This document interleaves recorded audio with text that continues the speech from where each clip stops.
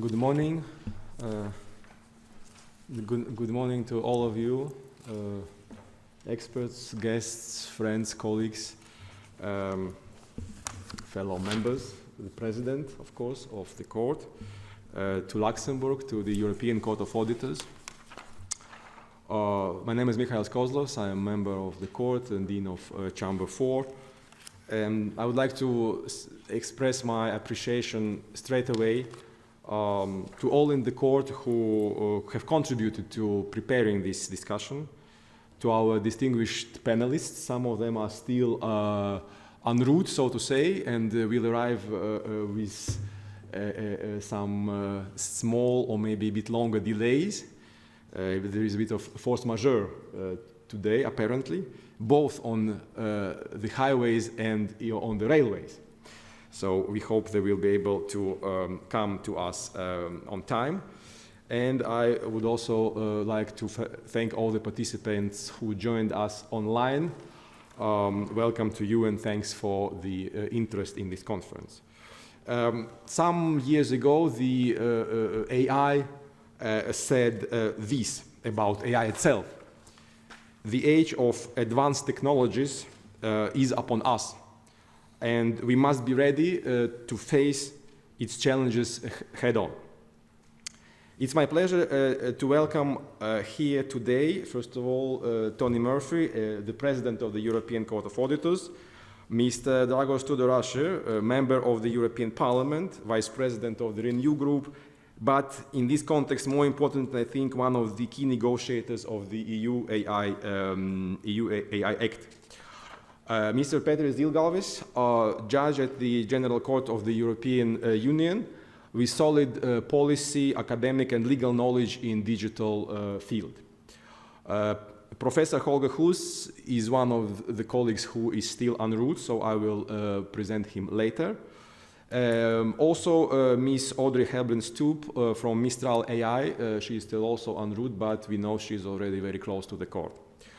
Mr. Kilian Gross, Head of Unit at the European Commission Artificial Intelligence Policy Development and Coordination, who will also play, as far as I know, a prominent role in the newly established AI office in the European Commission. And Lucia Rousseau, Artificial Intelligence Policy Analysis at the OECD. Welcome to all of you, and I am really thrilled to be part of this panel and you know, the colleagues who agreed to share their knowledge experience with us. Now I would like to give the floor to Damian Fischer, our spokesperson, who will support us throughout the event and throughout the Q&A session. But now he will provide some housekeeping rules. Damian. Thank you very much indeed, Mr. Kozlov. So indeed, if I could just have your attention for a few seconds to stress the usual household rules and tips. So firstly, this event is streaming live on YouTube, which means that everything that you will say today can be used, and as they say in the police films, can be used against you. This event is also recorded, just so that you're aware of it. Secondly, please make sure that the microphones in front of you are turned off. This means that there should not be any red light turned on in front of you. And please kindly turn off the sound of all of your electronic devices. And thirdly, both participants in the room and online will have a chance to ask questions via the Slido tool. Now, in a few seconds, you can scan the QR code on the screen in front of you and online, or later you can just go to slido.com and enter the words #AI ambitions. After each of the 3 rounds of the panel debate, we will take a selection of your questions. Now, to avoid any AI hiccups, please ask them anonymously and keep them brief. I believe this is all for the household rules. Mr. Kozlovs. Thank you, Damian, very much. I think the rules of the game are very simple and very clear. Now I would like to give the floor to Mr. Tony Murphy, our President, for some opening words. Tony, please, the floor is yours. Thank you very much, Michals. Good morning, everybody. A warm welcome to the court here in Luxembourg, those in the room and also those joining us online. distinguished guests, member of the European Parliament, esteemed judge from the Court of Justice and colleagues. Good morning again and welcome to today's panel discussion on artificial intelligence, where we will explore the EU's AI ambitions. It's increasingly evident, I think, that today AI is a key issue for many of us. For example, just a few weeks ago, I represented the Court of Auditors at the virtual EuroSci Congress in Israel, where basically the main topic of or thread of the whole conference was AI. And I was basically sharing our perspective on the future evolution of public sector audit, specifically addressing the impact of AI and digitalisation in a panel discussions with representatives from other supreme audit institutions. Surprisingly, the panel also included an AI SAI and was actually moderated by an AI moderator. Despite the theme of today's discussion, I'm very happy and I can reassure you that Michael is not AI generated and our moderator today is real. On a serious note though, I mean, the forward on today's agenda states the extent to which we embrace AI is likely to determine the EU's future economic development. So this is indeed a crucial and very important statement, as AI has already influenced various aspects of society and will continue to have a significant impact going forward. For instance, we already see in the area of transportation, AI improves vehicle safety and enables autonomous vehicles for efficient mobility. In the realm of finance, AI detects fraud and increases efficiency in financial operations. And finally, in terms of the economy, AI drives innovation, increases productivity and creates new job opportunities while transforming existing industries. Staying on the economy, in May of this year, the Minister for Finance in my own country, Ireland, stated that a recent study conducted by his department found that AI will affect in some way around 2/3 of employment in Ireland. The study highlighted that up to 1/3 of jobs could be at risk from AI deployment, but it also clarified that this does not necessarily mean job losses. While some roles will change and some will disappear, new roles will be created due to AI. As we move beyond technical automation into the realm of AI's cognitive abilities, the way we work will fundamentally change. The EU's key objective should be to harness the benefits of these new technologies while mitigating adverse outcomes and risks. Looking forward at the ECA's role as the EU's independent external auditor, our members recently adopted the ECA Artificial Intelligence Strategy and Deployment Roadmap. This document outlines the use of AI for audit purposes and how we intend to audit AI systems. It proposes a set of goals and objectives for the ECA with concrete actions. We believe that AI will indeed be transformative, but will not replace the critical thinking and professional judgment of our auditors. Our vision is to leverage AI as an enabler to assist our staff, augment their capabilities, and ultimately drive greater accountability, transparency, and trust in the EU. Today's event follows the publication of our report on the EU's AI ambitions, for which my esteemed colleague, the real Michaels, was the reporting member. This report evaluates the EU's role in building the European AI ecosystem and assesses the effectiveness of key actions such as direct investment in AI research projects and regulatory reforms to stimulate EU investment. I will leave it to Michaels to provide more details on the actual report and its findings. However, I want to thank Michaels, his team, and all the ECA staff involved in arranging this event. Finally, we are very privileged to have such a distinguished panel here today to share their expert knowledge and insights. I believe their insights will contribute to a future where AI serves as a powerful tool for positive change within the European Union. Thank you, and I wish you all a very productive conference. Thank you, Tony, very much. I think you pointed out that also the audit institutions have to follow what's going on in the field of AI.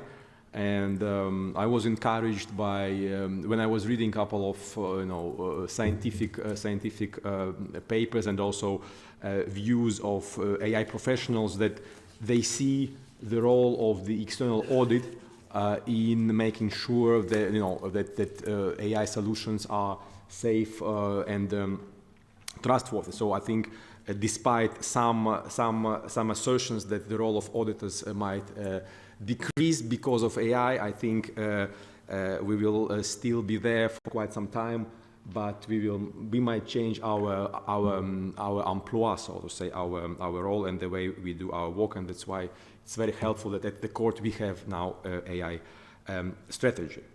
In the next 5 to 7 minutes, I will briefly introduce the report of the European Court of Auditors on the EU action to support the ambition in artificial intelligence. We will then have a 3 rounds of discussion with and potentially also among the panelists. And we will also try to take 1 or 2 questions after each round, and then we will have a bit more time for the Q&A session after the 3rd round. So a couple of words about ECA report itself. To set the scene, let me refer you to the 2018 EU strategy. The objective was for the EU to be, I open the quote, to be ahead of technological developments of AI and ensure they are swiftly taken across its economy. And, again, I open the quote, for the EU economy to become the world leading region for cutting-edge, ethical and secure AI. And other jurisdictions, notably US, UK, China, have also recognized the criticality of AI and crafted ambitious strategies to lead almost at any cost, or not to allow to lead to a rival, as the case of UX expert controls on advanced microchips actually shows. Our report essentially covers 3 main blocks that together constitute what we call in the EU action in the field of artificial intelligence. First, EU governance and investment. Here we conclude that the EU AI plans compare well to strategic and planning documents in the US and the UK, for example, in terms of ambition and coverage. They also are in close alignment with the 5 OECD principles on development of AI. However, we also, as external auditors, have to be critical, and we have certain evidence to be critical. So on this on this specific item of governance and investment, we found that the targets for AI investment were not specific about expected results. So we set the strategy, but it was not clear where we want to end up. The Commission also did not update the investment targets that had been set in 2018, and we all know how many changes, both in terms of policy and financing, have happened since then. We didn't manage in the EU to establish a comprehensive monitoring framework. We also think that national investment was critical in mobilizing AI investment. However, it was not clear how member states would contribute to overall EU investment target. And we know that in some other policy areas, we have EU target, but we also have more or less binding national targets. Second block is about capital and infrastructure support to innovative companies. We see that EU measures in support of SMEs are at various stages of implementation. Dedicated capital funding systems initially triggered modest capital support for AI innovators, but so far below expectations, both in terms of time, volumes, focus, and importantly, we have to say, impact on the ground. EU-funded AI infrastructure, like testing facilities, AI libraries, supercomputers, was initially slow to take off the ground. And some of the projects launched are not yet fully operational. And partly this is due to late adoption of a Digital Europe program. Third, the EU support to research in AI. Here we conclude that in the period 2018-20, the Commission increased spending from the EU budget on AI research in line with the targets. But this did not significantly boost private co-financing, which is very important. The Commission had only a partial check in place to ensure that the results of the EU-funded AI projects were fully commercialized and exploited. We also touched upon the state of play in creating the single market for data that is critical for AI development and the regulation, namely AI Act, that we also covered, but we did not go into detail in these areas, yet we will certainly explore them with our panelists. Third, and in conclusion, more than 5 years after the adoption of the EU AI plan, a question arises. Can we conclude that the EU and its member states have done everything to deliver upon strategic objectives in this race where there is a clear risk that the winner takes it all?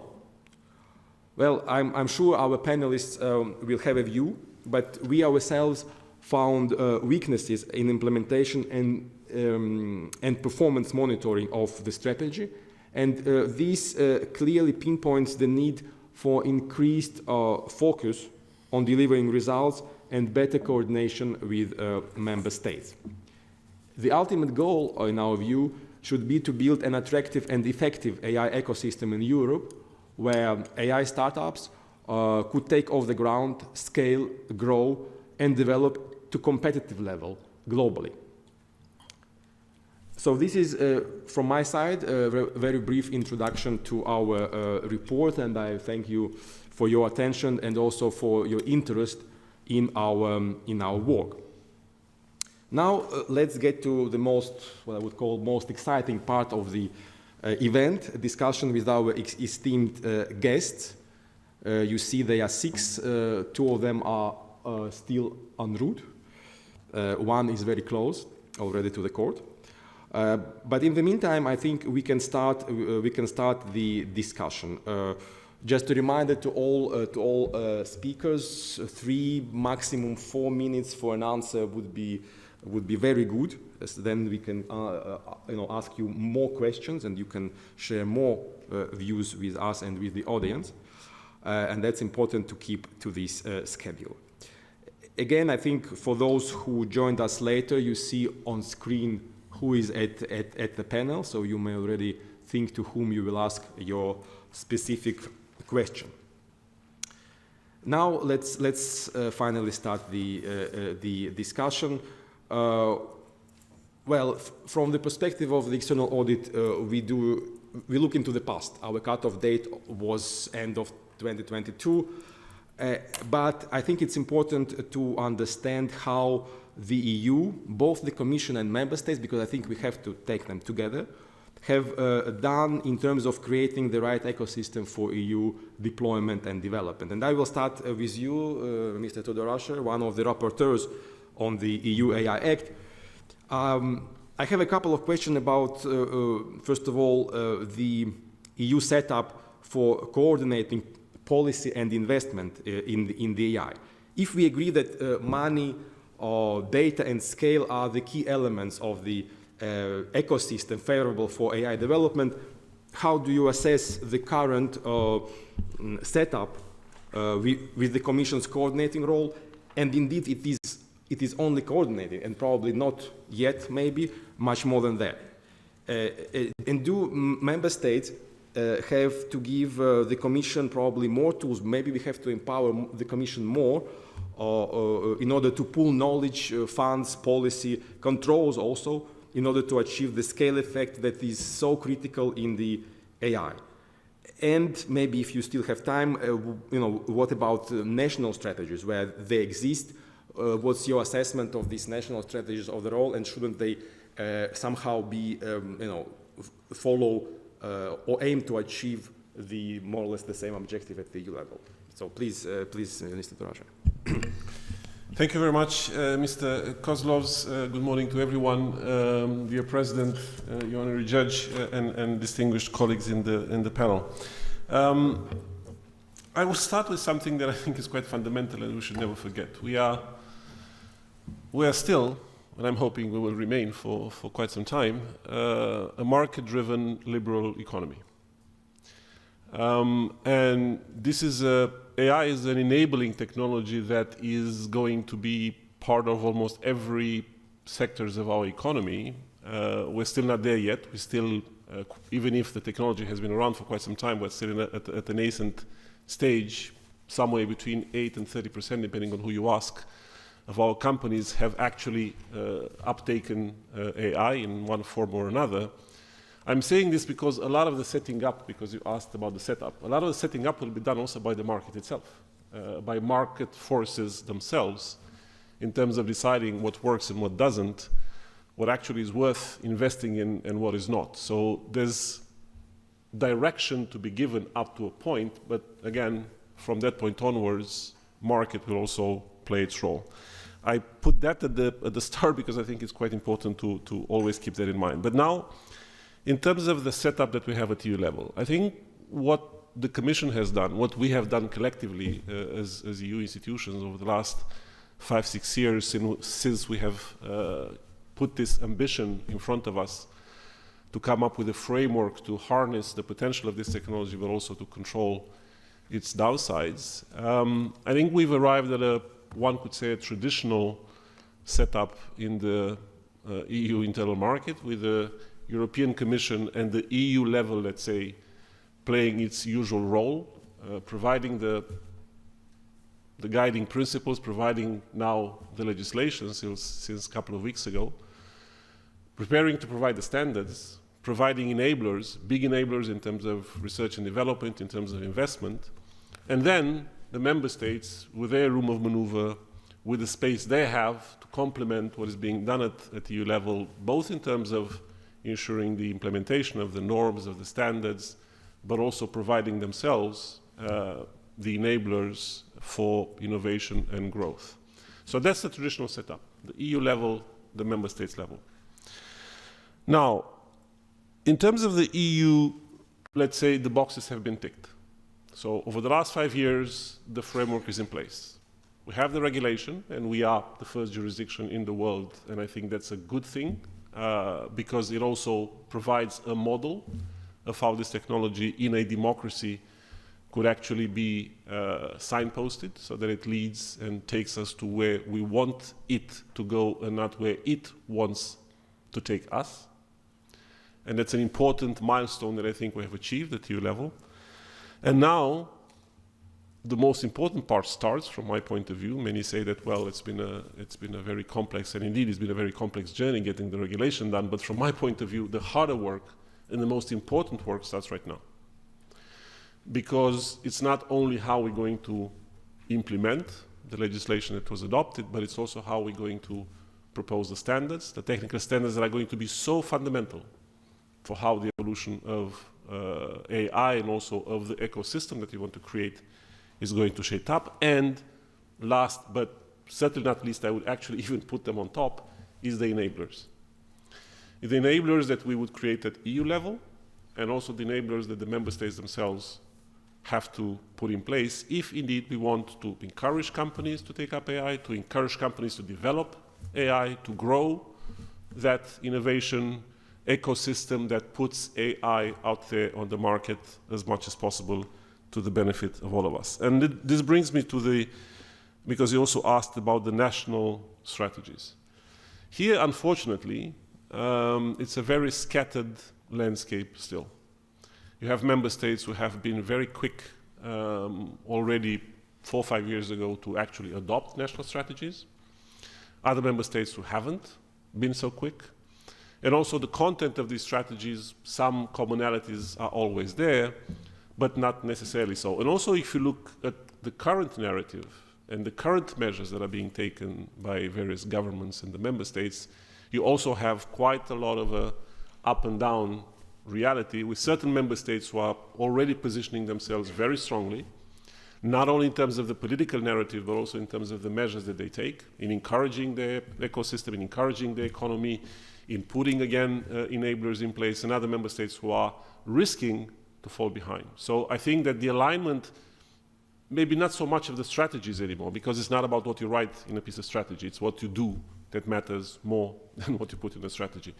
And there is one thing that I think is fundamental, and I want to put it, again, from the very start on the table, because it links very much to what the member states will have to do themselves, also because the EU does not have a lot of competence there, and this is skills.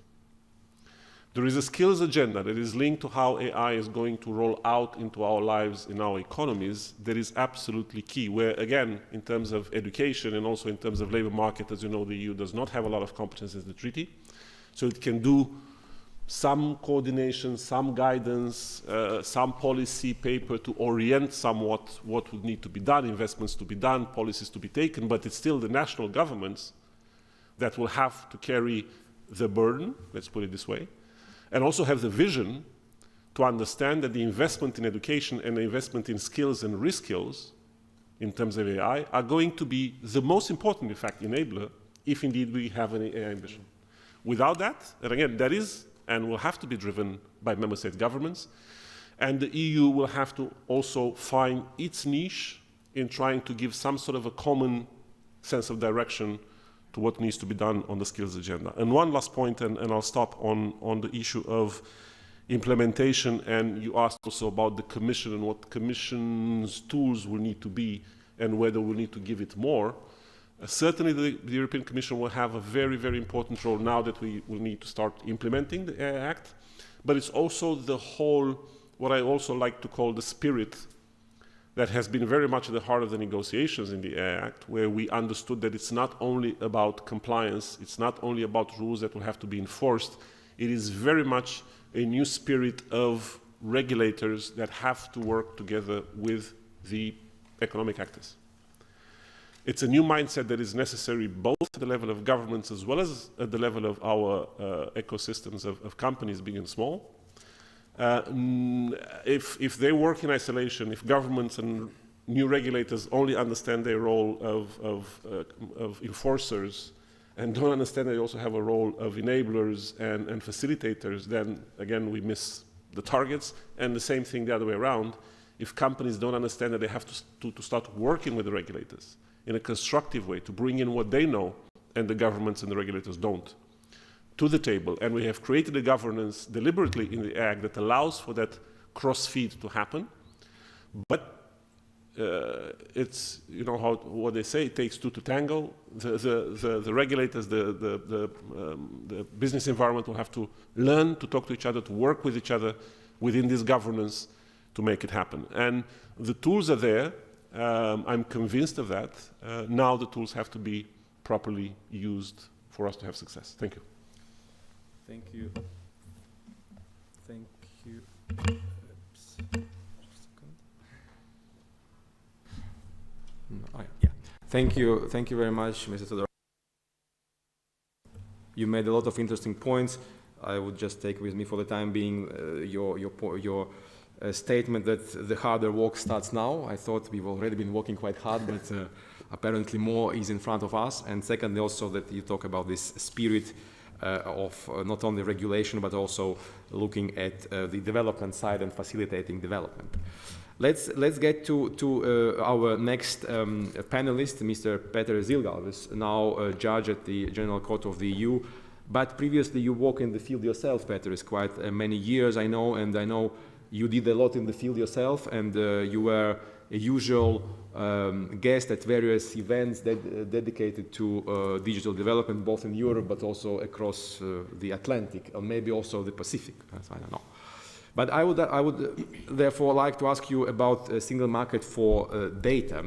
Data is apparently one of the key success factors of AI development, data in terms of scale, but also in terms of being, having access to single market where you can source data from any place you need.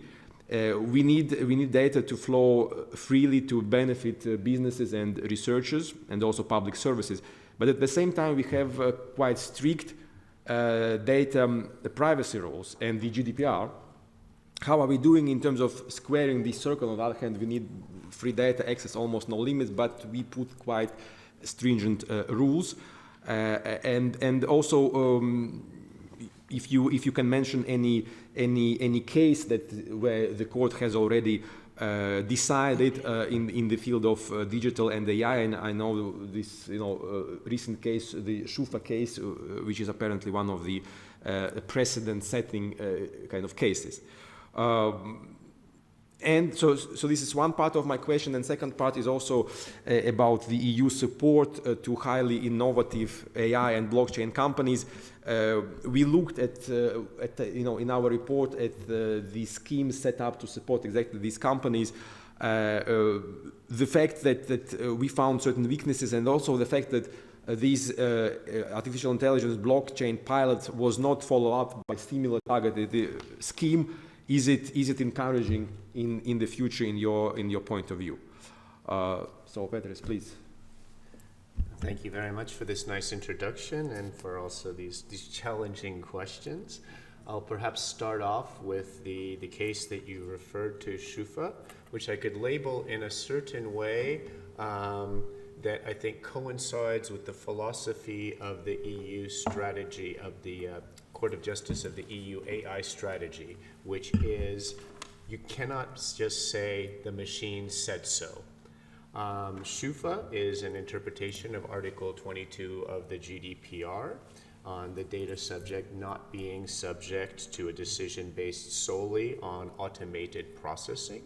And the case was one in which a negative credit rating by a machine, in quotation marks, was the basis for a decision to deny the person a loan. And the court decided that the credit score, because the final decision drew substantially on that, came within the scope of Article 22. Why is this important?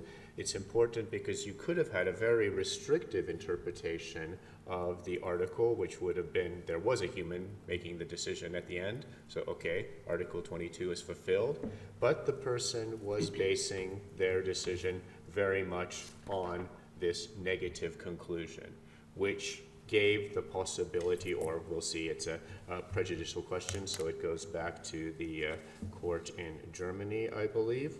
And there will be a final decision in this case, but the person wants to have access to the content of the automated aspect and to be able to correct any mistakes that are there.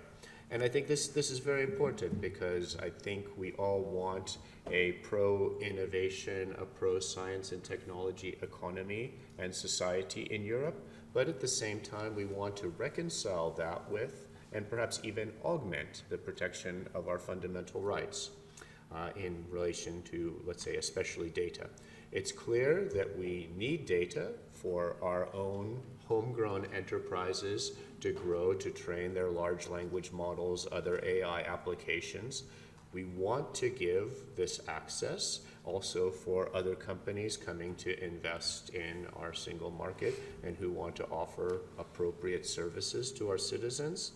At the same time, we want to protect, for instance, the rights of those who are producing creative data, creative products, if only for the pragmatic reason that we want companies and individuals to invest their time in writing, producing art and other things in the future.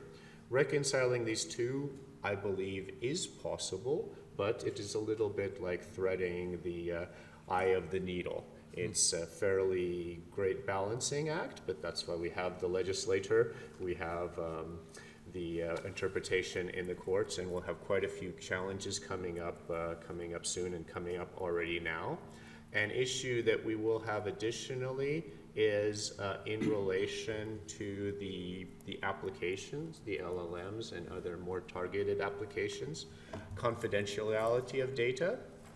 If we as a public enterprise or private enterprise want to use these tools, and I think it's obvious for the competitiveness and also for the efficiency and fairness of our services and aspects of our society, AI tools are going to be a necessity.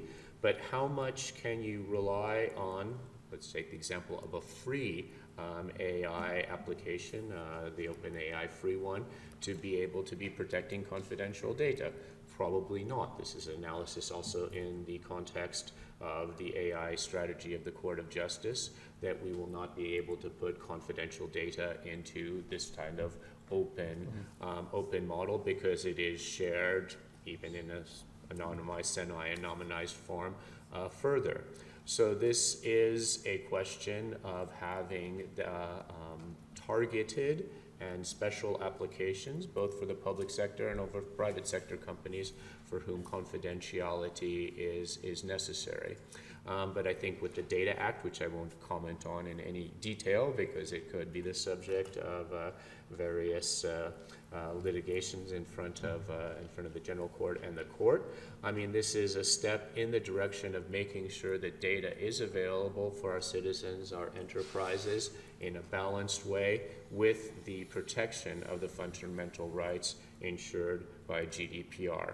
And I think we will see these developments going further, and hopefully between the legislator, our private enterprises, and the courts will be able to come to interpretation and results that are supporting innovation and at the same time implementing fundamental rights. And then perhaps a last comment on that before I go to the second question. I'll say the idea of proportionality. Proportionality is a very specific concept if you look in our case law with specific applications. But the idea of it is that in applying requirements which may be relevant, appropriate, maybe even necessary for big players in the economy, and AI is an area where we could have very strong concentration, we have to keep in mind that proportionality means that this probably should not apply to an individual, a new enterprise, a growing enterprise, again, by the idea that the application of the regulation is proportional. And then, as I say, there's a very specific application in relation to specific case law. On the investment, I think from my earlier life and continuing my reading, I mean, one of the questions that we do have as a challenge in Europe is the lower level of investment compared to the United States, North America, and China. We have very well trained and very well educated young and not so young people in science and in programming and other relevant sciences. We have more startups per capita than even Silicon Valley. I do not agree that Europeans are less ready to take risk.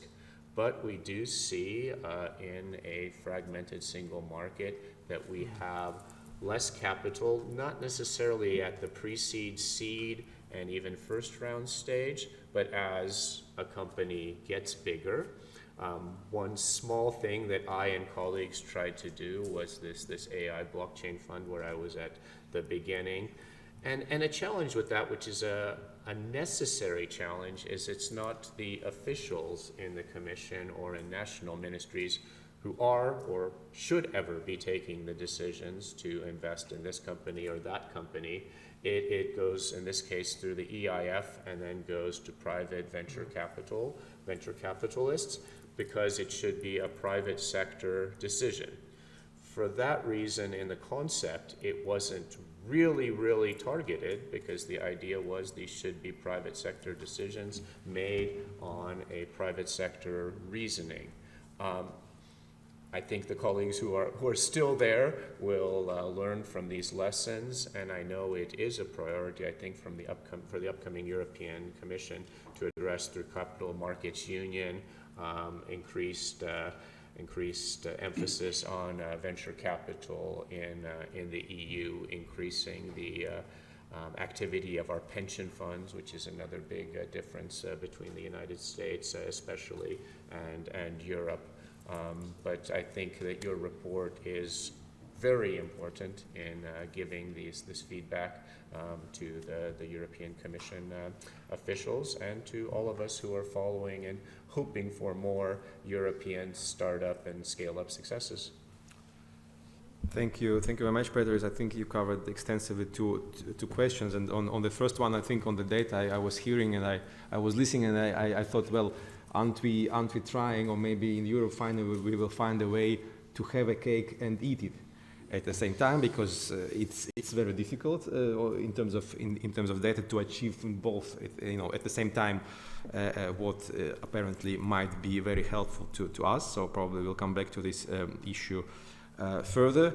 But thank you for being more positive on the investment side and on encouraging that we do have talent, we do have funds in Europe, And I think you made an innocent point that also came across in our report, that the problem might not be at the very initial stages of financing, but sometime already at the growth stage when the company is well advanced, and that's where we are talking about much higher amount of money, and that is now problematic in Europe in terms of having instruments for these kind of companies. But I think one of the next speakers will deal with this, and also, yes, of course, fragmented single market and capital market is. This event is not the first time when this issue comes into play, and I hope that the impetus that now was given yet again to Capital Markets Union will bear fruit. Now I would like to address Mr. Gross from the Commission. You are from DG Connect, and you are responsible for AI policy development and coordination. And we just heard that, and we know that the EU policies in artificial intelligence is a matter of effectively shared competence. Maybe even this is an exaggeration for the time being, whereby the Commission acts as coordinator, enabler. Sometimes its tools are very limited. And given the recognized very high potential impact of the AI technology, my question to you is, could we or shouldn't we maybe have moved ahead faster and bolder at the EU level in terms of financing, either public or private, to the European companies? One of the previous panelists said, well, we've been good in developing a strategy, and the hard moment comes now. But when you look at what's going on in outside us, it is my feeling that we are somewhat overwhelmed by the events, because every morning you open the news, you see something happening, and this something is happening in most cases not in Europe but elsewhere. So this is the first question, and the second question, obviously, for the AI policy to succeed, there is a need for other policies at the EU level to perform better. From perspective of timing or on substance, so that we have a more conducive environment for AI development. So what, in your view, apart from AI, policy in the field of artificial intelligence, what are other important parts of the puzzle that could or should do better, so that we are more successful? So, Mr. Gross, please, the floor is yours. Thanks a lot, Mr. Kovlatz, and thanks to the other guests and for the audience for listening to this important event. A lot of things have been said which are, I think, fully correct, but perhaps following your question, let me put this a little bit into some elements into perspective. It is true, if you compare, you asked me whether we have been sufficiently ambitious on the level of private and public investments. And I'm grateful for what Drago said in the beginning. Private investments in the end are, of course, market-driven.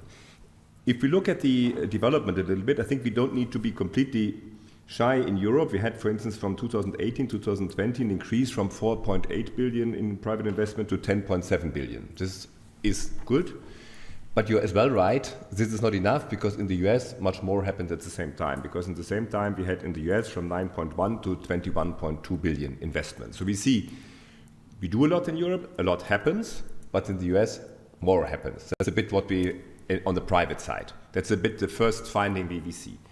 On the other hand, we have to bear in mind, of course, where does this US investment come from? And you mentioned already some elements. The main investors in AI are the big tech companies. I mean, you see this now, what happens, the enormous sums which are invested in large models in the Silicon Valley. But if you look at their financial firepower, this is, of course, completely different. Microsoft, checked this morning, had a stock exchange value of $3.2 trillion, whereas heavyweights in Europe like SAP have 219 billion, or ASML, I think one of the leaders, 391 billion. So we are in a different order of magnitude, and we will not change this immediately. This is a bit where we stand. And it was mentioned, US capital markets are more mature. This is another element which we can't ignore. On the other hand, I don't think that this is a reason to be frustrated or to be to put our strategy too much into question, but is of course a reason to continue and to strengthen our efforts, because the figures show one element, they show the venture capital, which is important, but it's not all. Because we know, for instance, that our big verticals as well invest a lot in AI, and we have a number of very big verticals in Europe, and this is not really reflected in these figures. So what we see is always the comparison between the venture capital figures, and venture capital is one very important element. I don't deny this, but it is not all, it's not the whole story. Another element is, of course, what we do on the public side. And here, I think in Europe we do a lot. We can see that we have, for instance, we had in 2021, 2022, we had 2.6 billion in research in AI, or we had between 2021 and 24, 1 billion for deployment of AI. And there we really tried to create an ecosystem on the European level, and I think this ecosystem is developing. This is, we discussed this a lot when you did your report, because your report was, of course, looking at the years until 2020. Now I think it's starting to gain ground, and we have a number of very important elements, like we have a system of digital innovation hubs with specialization on AI, where startups can go to. We have testing and experimentation facilities, which should help small companies or big companies to do tests on AI. We have now, with the innovation package, we have opened up the supercomputers for AI. We have with InvestEU, we try to access venture capital for AI. So we have a number of, we have the AI on-demand platform, for instance, where we put tools for AI development. Or we have with ADRA a PPP on private, on data, AI and robotics, which I think is quite important. And we have the European Innovation Council. So there's a number of instruments which I think with substantial financial support, where we, I think, try to do it a bit another way, where we try to build an ecosystem in which companies should be able to develop AI and should then grow. And I'm very grateful that today we have a great example with Mistral here at the panel, and a European company which is extremely successful on AI. So I think we do there a different way. We develop an ecosystem where this then, and that was what Dragos mentioned, where then the private investment should happen and can happen, and we even stimulate it further. So I think we have a lot of things which we do, where we need to continue, of course, and where we need to strengthen. But I don't think that we need to be completely frustrated when we look at the US. I think we have as well a number of things we can be proud of. Now you asked me, shall we look more, that was your second question, how shall we look more at other policies? Of course, AI, that's the first complexity, requires a number of different things. We have data in particular, we have supercomputing, and we have skills, that was already mentioned. We try to address all these elements, of course. We have the data initiatives, we have the data spaces, we have the Data Act, was already mentioned, the Data Governance Act. We have now the supercomputers for the computing power and the skills programs. So we try to be really comprehensive in our approach to address the different elements of AI. But obviously, AI policy is not only done in DG Connect, because a number of different legal frameworks affect AI, like it was mentioned already, the data protection regulation, or it was mentioned the capital market union. Because after all, and that is a complexity of the matter, AI is a transversal technology. So we will see AI basically in every industrial sector. It's not, we cannot develop AI like space policy, where we just do one policy and we develop this sector with certain players, because AI will be all over the place. That's why I wanted as well to mention the verticals. We will see AI in our manufacturing industry, in our service, with our service providers. We will see specialized providers. We will see all over. So we need a transversal approach. And I think, therefore, it's quite important what the Commission has done with the creation now of the AI office, where we have as well the organizational structures in place from Monday onwards, so that we try to bundle in the Commission and reinforce all activities on AI. And this is as well, I think, replies well and corresponds well to what you have mentioned in your report, that we should focus more, that we should look for every policy, what does it mean for AI, if a DG or if a policy initiative is started, and that in the future should really be reinforced. And last but not least, I cannot stop without mentioning this. Now we have an AI Act, and the AI Act is, in the first place, a legal act based on an internal market. So the objective is to create one internal market for AI for our 450 million citizens. So we are the biggest space, the biggest economic area in the world, where we will have one single set of legal conditions for AI. And this, in my view, should not be underestimated. It should be, and if we will try our best to make this happen, a booster for the development and uptake of AI. Thanks a lot. Thank you very much. Thank you very much, Mr. Gross. I think you gave us a lot of also encouraging data and made quite a few of examples that the level of awareness that the EU needs to pick up is there, and the EU activities, the activities of support to AI and both in the private and public sector actually picking up. But I think I like most of all when you say that yes, we need now this transversal approach, because AI is not you cannot develop it in silo like space policy or some other policies, but all the DGs in the Commission, if we talk about the EU level, should be there. But I think also at the EU level broader, this understanding from national governments should come that, I mean, it's not about competing within Europe, it's about Europe competing vis-a-vis other major players. But I think we will come back to this issue, the idea of this transversal approach later. Now Audrey finally made it to Luxembourg. Welcome to you. We are really happy to have you with us. You represent a prominent, and I first thought I would say French AI startup, and then I changed to European AI startup. So I would call you and I hope you don't object, I would call you a prominent European AI startup, and I guess it would be fitting for me to ask you about your past experiences to obtain support and funding. In our report, we looked at two ways of how the EU helps SMEs to overcome financial obstacles to get access to testing infrastructures and investment. So basically this financial and infrastructure enablers, and the EU budget envisages support in both fields. So in your view, I wouldn't ask you probably to assess what's there.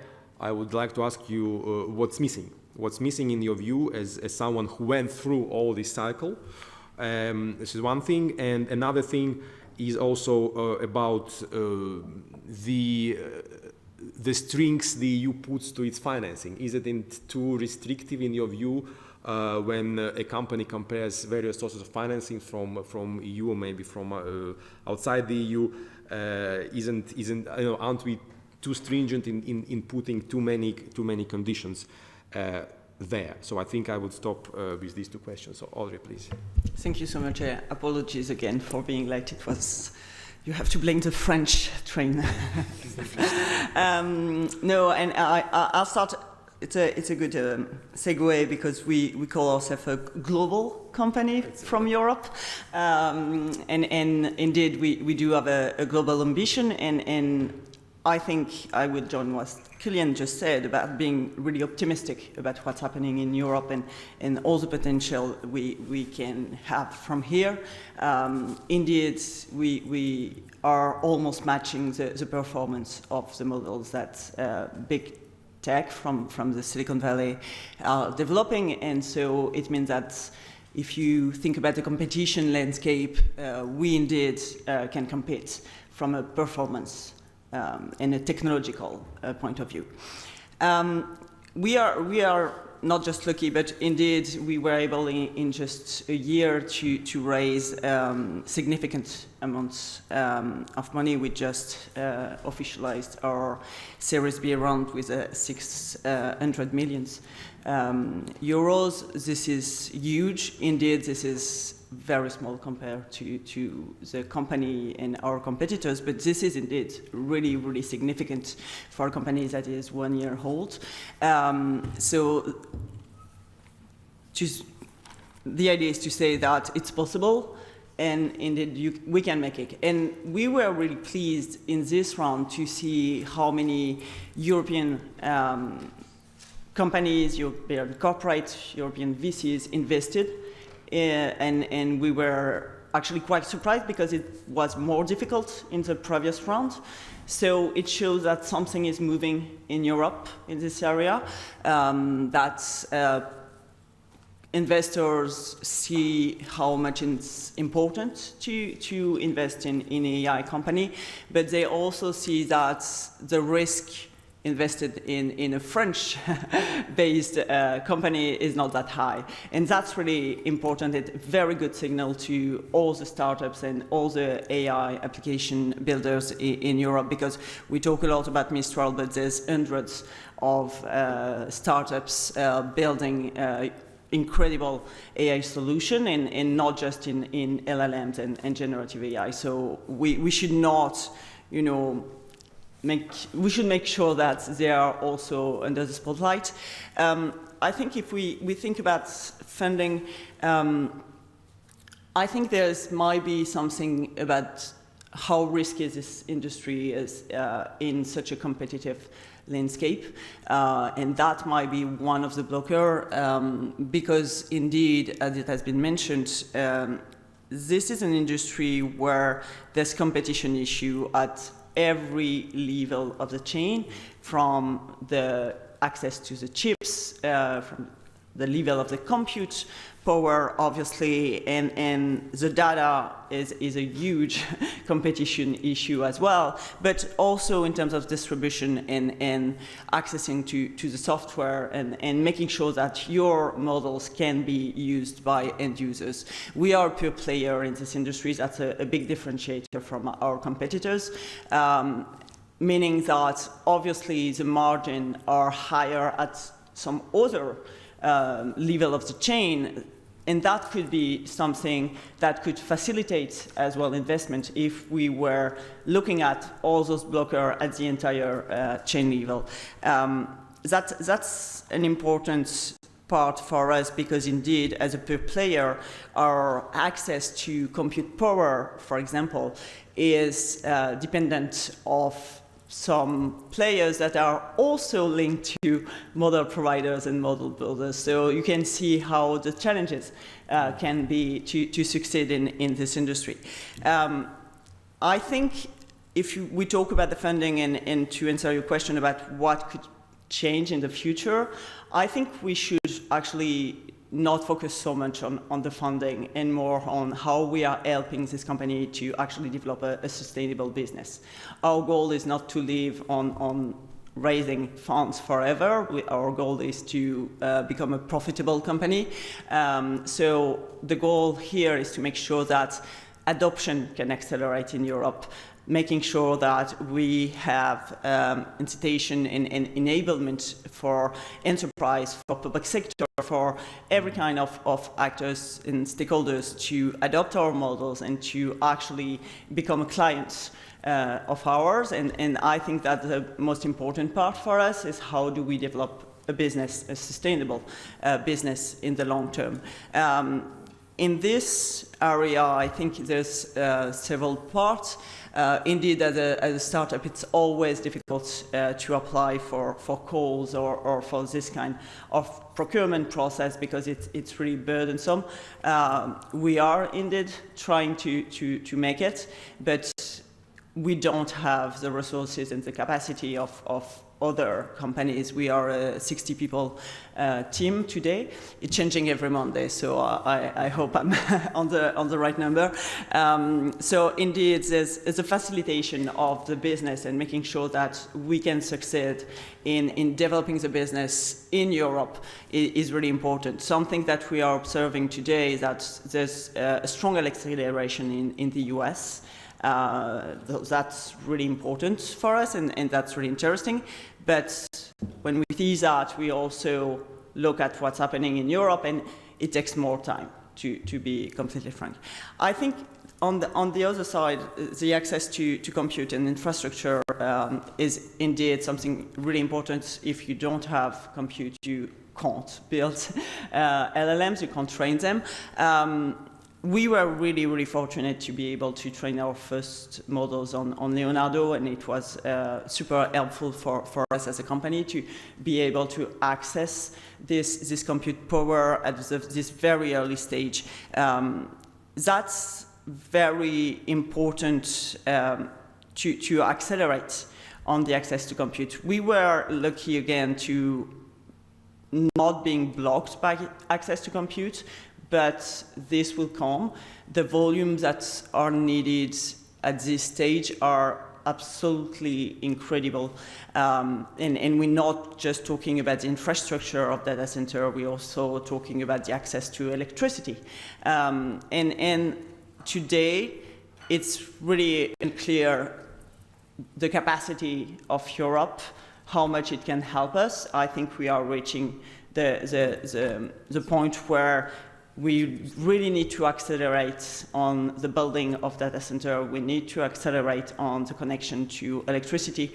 We need to make sure that we are thinking about that at a scale that needs to be today.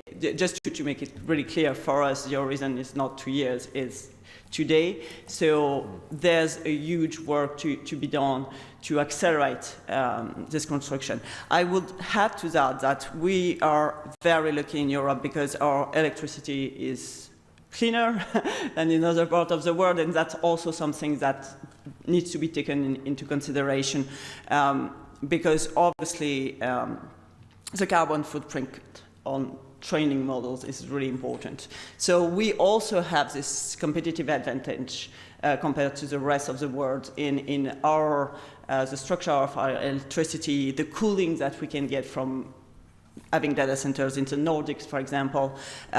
So I think there's also some changes, or at least some thinking to have about how we can win this very international battle by putting our competitive advantage in this area on the front line of this topic. I think another point that is important as well for us is access to data. Again, when you want to build models, you need money. You need a lot of money. You need compute and you need data. And today, I think it's important to understand how much the question of the access to data has become a geopolitical battle and has become something very key, not only to be able to train models, but also to make sure that in the long term, the diversity of the cultures, the diversity of the languages will continue to be represented in what the models are producing. I think it's not unrealistic to say that in a very few years, the vast majority of the content we'll be exposed to will be synthetic content. So if we're starting from that, if model has not been trained on European data, the content we'll see in a very near future will be content that will come from the US and China, to make it really straightforward. So in this battle, we are observing some places in the world that have seized this opportunity from a geopolitical point of view and have built very, very open regulation and very, very open way for LLMs to access those data, to make sure that their culture will be represented. That's something that we need to think about. We are, as a global company headquartered in Paris, we do care a lot about building models that are very strong in other languages than English. We have done that from the very start, and our models are very, very good in French, German, Italian, Spanish. We hope that they could be very proficient in every European languages. But to do so, we need to understand that it's not just what kind of content is even just a question of volume. We're talking about trillion and trillion and trillion of words. So if the volume of data in one language is not big enough, it's not relevant, just not relevant in the process of training models. So we need to find a way to allow access to public data in a better way to make sure that this culture will be represented. I take often this example of if you're asking American people, or if you're asking people who invented aviation, they will usually say the Wright brothers. If you're asking a French, they will say normally Clément Ader. And that is the goal that we are pursuing, because if we are only training data on American content, the entire world will stay the right process. So that's something that is really critical for the future. Thank you very much, Audrey. It's quite difficult to summarize what you said, I think. But I think what I liked is that you said it's possible and we can make it, but we need to make it today. So that's where we come to the point of strategizing in Europe. We are strategizing long and in painful way, and implementation comes only, as Dragos said, it's now, but I would expect that implementation would have started in 2018 from day one. But okay, this is how it is. So, and I also like that you mentioned what exactly is needed, and this is computing power, money, well, surprise, surprise, and data. This is key. But also interesting this geopolitical context that we probably would have time only to touch upon a little in the next rounds. And the interesting point that you make about small languages, small countries eventually not being represented in all these synthetic content, I think this is really worrying. But it's again probably a topic for the next conference. I see we still haven't got our Professor Hoos, he will not be unfortunately there. It's not only highway problem, but his car apparently was broken en route, so he won't be able to make it, which is really unfortunate. But I think he contributes a lot in writing, so we can always learn about his contribution. Okay, now I go back to Damian. Damian, we are running a little bit behind schedule, so maybe one good question. I'm sure you have more than that, but please. Yes, indeed, slightly behind schedule. We've got a ton of questions on Slido. By the way, also those in the room can use the Slido, as well as those online. We will not be able to take all of them. We'll try to take those that can feed right into the debate. So I think the first one is very interesting, got also the most votes, and I think would be addressed to the Commission's representative, so Mr. Kilian Gross. We like to ask the Commission questions anyway, and I think the audience also. Do we have an EU investment strategy involving cooperation between business and academia for applied EU research? This works in the US, where our researchers go. I think there's lots of talk about that, so I think it's something we should elaborate on. Well, we have, it's a bit difficult to give a precise answer. I would need to do this and to reflect a bit more. What we have in the EU is we have a Horizon Europe program where we have a lot of different projects.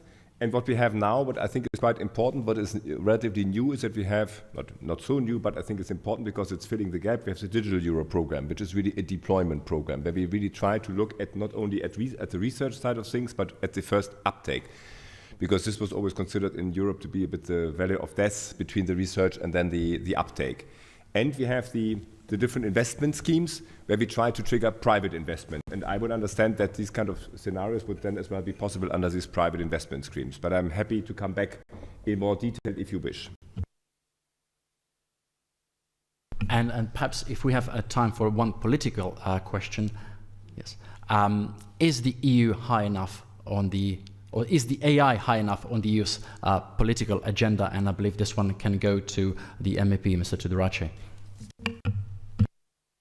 Well, it's a very simple and quick answer, absolutely. I think if it hadn't been that high on the agenda, you wouldn't have had the EU being the first jurisdiction in the world having an AI Act. You wouldn't have the EU very much driving the global conversation. And if you look at the plethora of summits and frameworks where AI is now being discussed at the top level, a lot of the driving force comes from EU, comes from our political leadership. So I think that's the one thing that we did good. We did, in a way, very much drove so far, and I hope that we will continue to do so, the global conversation also about governance. We're going to have in Paris in February 2025 the continuation, the third iteration of the summit, of the AI summit, and from my understanding it will have a very, very generous and ambitious agenda to broaden from what was initially an AI safety, strictly speaking safety conversation, and the risks of big LLMs over safety. Now it's going to be a much broader discussion. So again, I think in terms of political leadership, I think we can be quite satisfied with what the EU has done so far. And perhaps just one more very concrete question for Mrs. Herblin Stoop. She spoke about that. How can we get high amounts of data for AI training when we have 23 EU languages, and in which language should we train it? So if you could be just very concrete in your answer. I think there's several part of it. Indeed, Spanish has a high volume of data, so it's easier from a technical standpoint. French, German as well. I think there's, from a technical, I don't want to go too deep in the technical area, and I'm not the right person to do it, but there's also other technical way to reinforce the weight of data or something in what a model can produce. And we call that, there's fine-tuning or there's RAG, so retrieval augmented generation. So basically, if you are plugging your model to a specific data set, and every time you are asking your model something, the model will ask this specific data set. So this could be creative way to think about this question without going into the pre-training phase. Ideally, indeed, pre-training will help the model to think in this language. But for when the volume is small, we can be creative and find alternatives. So it's not a dead end, and it really is possible. And perhaps a replica, I think, Mr. Gilles. Just to comment on this, from a practical point of view, I'm in the AI Management Board of the Court of Justice, and we're actually about to take a decision on piloting an LLM within our own archives.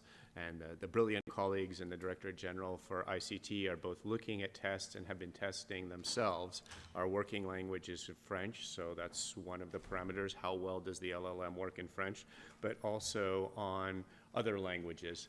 But what is interesting, and perhaps Audrey can either correct me or not, apparently OpenAI, where you see this American centrism, they gave it access to data on the internet, but their idea was only that it would be able to answer in English. Apparently the model itself started working in the other languages, and I can say that in a lot of ways, I mean, we've tested it in Latvian, other languages other than the big ones, and it's quite surprisingly good, even for the smaller languages, and yeah.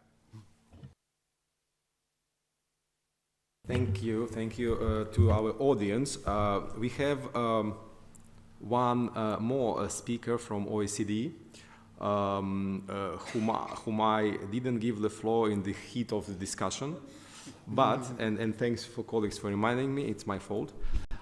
So apologies, heartfelt apologies, Lucia, to you. But maybe on the other hand, it's not that bad because you've heard not only speakers, but also you've seen what the audience is interested in. So I would like to ask you, probably with this hindsight knowledge, to comment on a couple of things. You recently at OECD published Digital Economy Outlook 2024, and it contains a chapter on AI. And in this regard, I think what would be important for us, because it's elephant in the room, we don't like often to compare EU to other jurisdictions, but I think we have to. And that's why you also, we are very happy that you joined us. How the EU is doing in terms of, putting in place financial and infrastructure enablers, but from more kind of comparative perspective, if I may ask you. And again, what advantages does the EU have compared to other parts of the world? Some of them already, were mentioned. Talent, maybe computing power, but here I think we compete neck to neck with other jurisdictions. So, what is now our competitive advantage in this area? So, Lucia, please, the floor is yours. Thank you, and thank you for the invitation. and good morning to the audience and distinguished panelists and the president of the Court of Auditors. So, as you mentioned, we published last month the Digital Economy Outlook, which basically takes stock of recent developments and also tries to look forward for expected developments in technology, not only AI.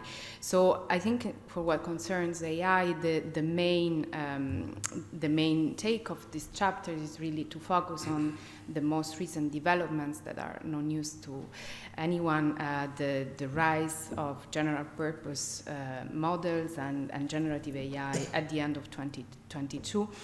That has brought a lot of expectations, a lot of advanced capabilities, but also, and this relates to the regulatory aspects in the EU, an increase in what we call AI incidents that have increased by 53 times between 22 and 23. So signaling also the need to increase guardrails around the technology and its possible risks.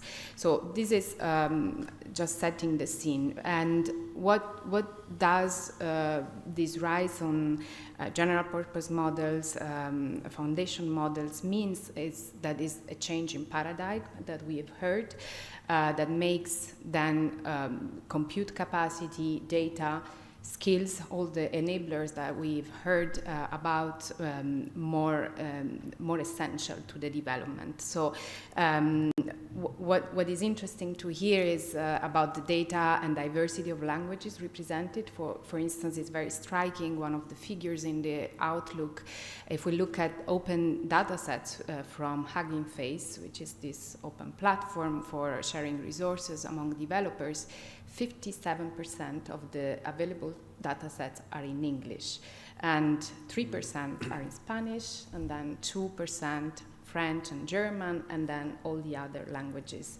follow. So this diversity in training data and ensuring that smaller languages, but also this cultural diversity is represented in models is really something that emerges, and so the availability and accessibility of data is something that the report flags as one of the key enablers, of course. Then when it comes to compute capacity, there is no comprehensive assessment of where the compute capacity lies, because of course most of it is proprietary. So what we have data about are the supercomputers that are reported by countries in this list of the 500 most powerful supercomputers globally. And there, where does the EU stand? The first country that shows up is Germany. They have 35 supercomputers, but the US have 161 and China 104. And then France ranks 5th, Italy 8th, and the Netherlands 10th. So all below, of course, 35. But then what's interesting is also that when you look at the breakdown of where these to whom this supercomputing capacity is available to, you see that in Germany, it's all about research and academia, whereas in other jurisdictions like the US or China, is for private use.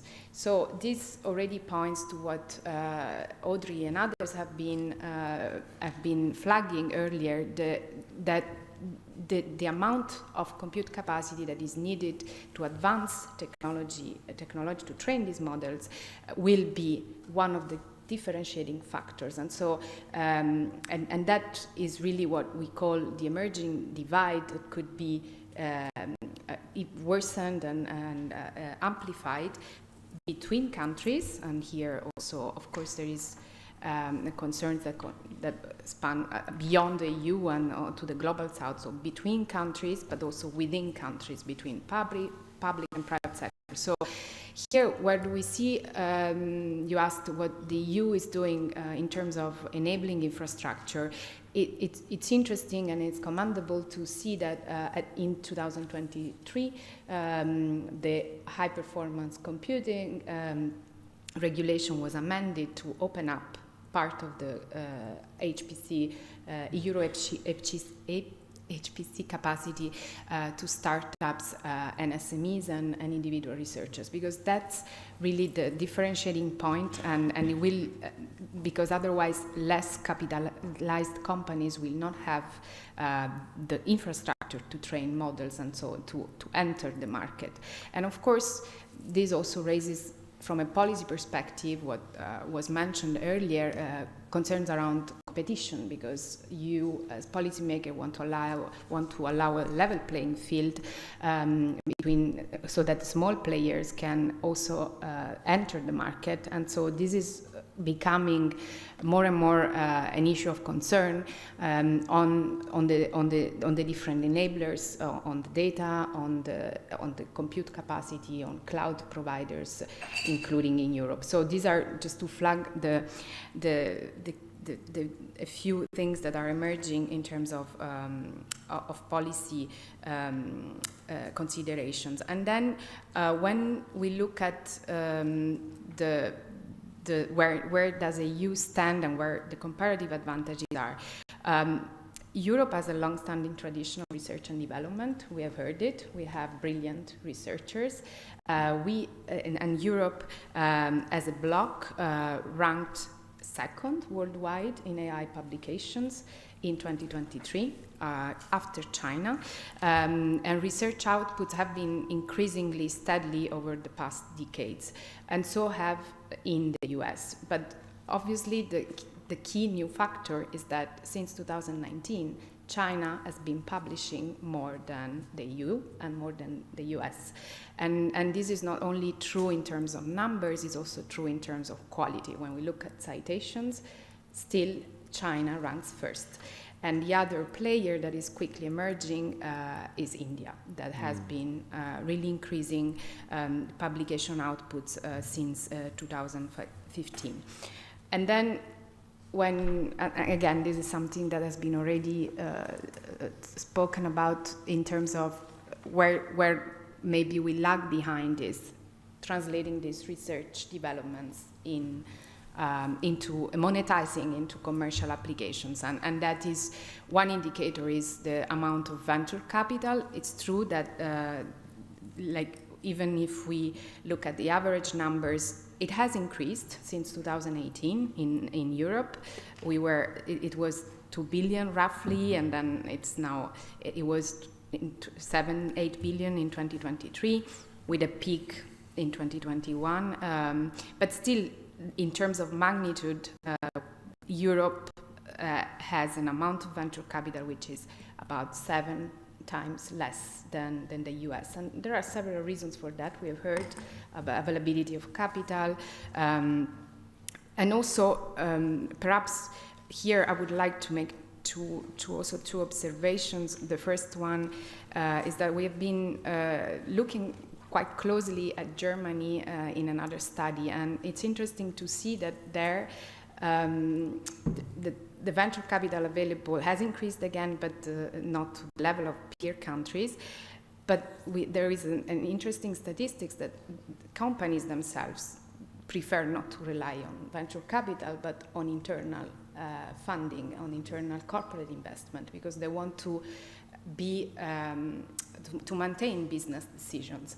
So what we are trying to do at the OECD, and actually in collaboration with the European Commission, is to look at investment in a more holistic way, and so also trying and estimate the amount of corporate investment that is internal and not only the financial flows, which are also quite cyclical. Like if you see, there has been a drop from 2021 to 2022, which is due most likely to inflationary pressure, high interest rates. So it's not the full picture.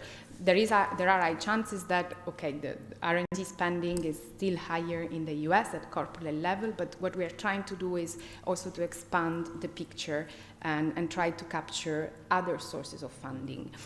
And then just the last point on skills. Here, the picture is quite differentiated. We have data from LinkedIn that shows that some countries in the EU are able to attract talent. Germany is one of them, for instance. Luxembourg is one of them. But others suffer from a brain drain. France is really at the limit.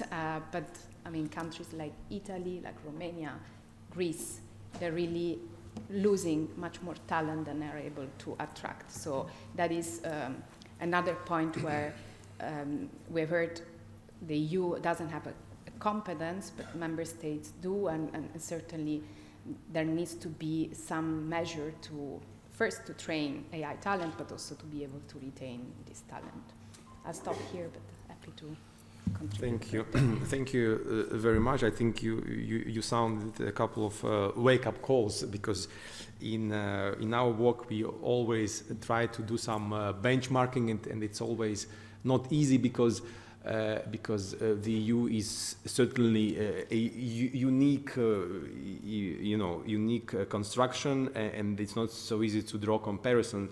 But I think with the help of organizations like OECD, we need to do it because you mentioned a couple of interesting this emerging divide and differentiating points, and on some of them you mentioned we are not doing very well in Europe. One of these is certainly a brain drain that probably could and should be addressed through the skills agenda that was mentioned already before. I thank you all very much for this first round. I think we move immediately to the second because we had the first Q&A already in the meantime. We might need to go a bit beyond the scheduled time of the event because I'm not really tough in enforcing the rules of the game. So please, I would continue to be again like relaxed moderator. So I count on your discipline now in the second round. That's the difference with AI moderator. AI would be much tougher. We would just cut the microphone probably. Well, okay, colleagues, let's move to the second round. Again, I would like to start with you, Dragos Teodorashev, for the first question in the second round. We now have AI Act, and you mentioned yourself there might be potentially global influence of this due to importance of the European market. It's one of the most attractive markets in the world. And I have several interlinked questions in this respect to you. First of all, what elements in the AI Act are, in your view, missing that would enhance its effectiveness? So basically, what are your regrets as a result of negotiation process? What you wanted, you would like to have in the AI Act, but so far we don't. This is one thing. And second, you have a good network in AI circles, apparently. So what do the companies in this network, your contact points, your network, what do they say about the EU AI Act, and do you see any signs that this is being accepted as a global standard, and there is more and more interest to come to Europe, to invest in Europe, and to build a company here? So these two questions I would address to you, please. Well, thank you. Well, the first one is like asking a parent whether they think their child is beautiful and is missing something. So I'm evidently subjective, but I really don't think there is, for what the objectives of the AI Act were meant to be, I don't feel any regrets that in the negotiations we actually lost something in the discussions, or something that was important to have in and it is not. Because we did start with these twin objectives from the beginning, on one hand to ensure that we put a framework for adequate protection against risks, and on the other hand that we put enough enablers for innovation, as I said also in my first address. And I think that both elements are there. I think both twin objectives have been duly served in the final version of the text. So I think that we have a framework that is good enough and that can hold the road ahead. There is a question as to whether overall our copyright regime is fit for purpose in an era of AI, particularly if we look not necessarily necessarily at the picture today, but at the picture 5 years from now. And there, again, I won't be giving advice to the future Commission, but maybe I could see that somewhere down the line that would be warranting some tweaks, but not necessarily adapting the AI Act, but rather looking at the copyright legislation as such. And also, one thing that is important to note, the AI Act has enough flexibility built in, and it's something that, again, we've been very proactively trying to insert in the logic of the text, so that it actually is capable of staying alive, of staying relevant for how the technology will evolve. So again, in terms of missing elements, I would say there aren't any. I don't feel regrets. I think it's a legislation that is fit for now and is also fit for adaptation to stay relevant for the years to come. There might be some giant leap at some point in the technology that would warrant maybe a specific conversation and maybe an adaptation or a sui generis solution, but we're not there yet. We have to have the governance ready for that moment, if that giant leap comes, and then using that governance to make the adaptation necessary. In terms of the feedback and what companies feel, of course, we started this journey with a lot of criticism and with a lot of question marks from at least some of the players in the market as to whether, first of all, this legislation was necessary at all.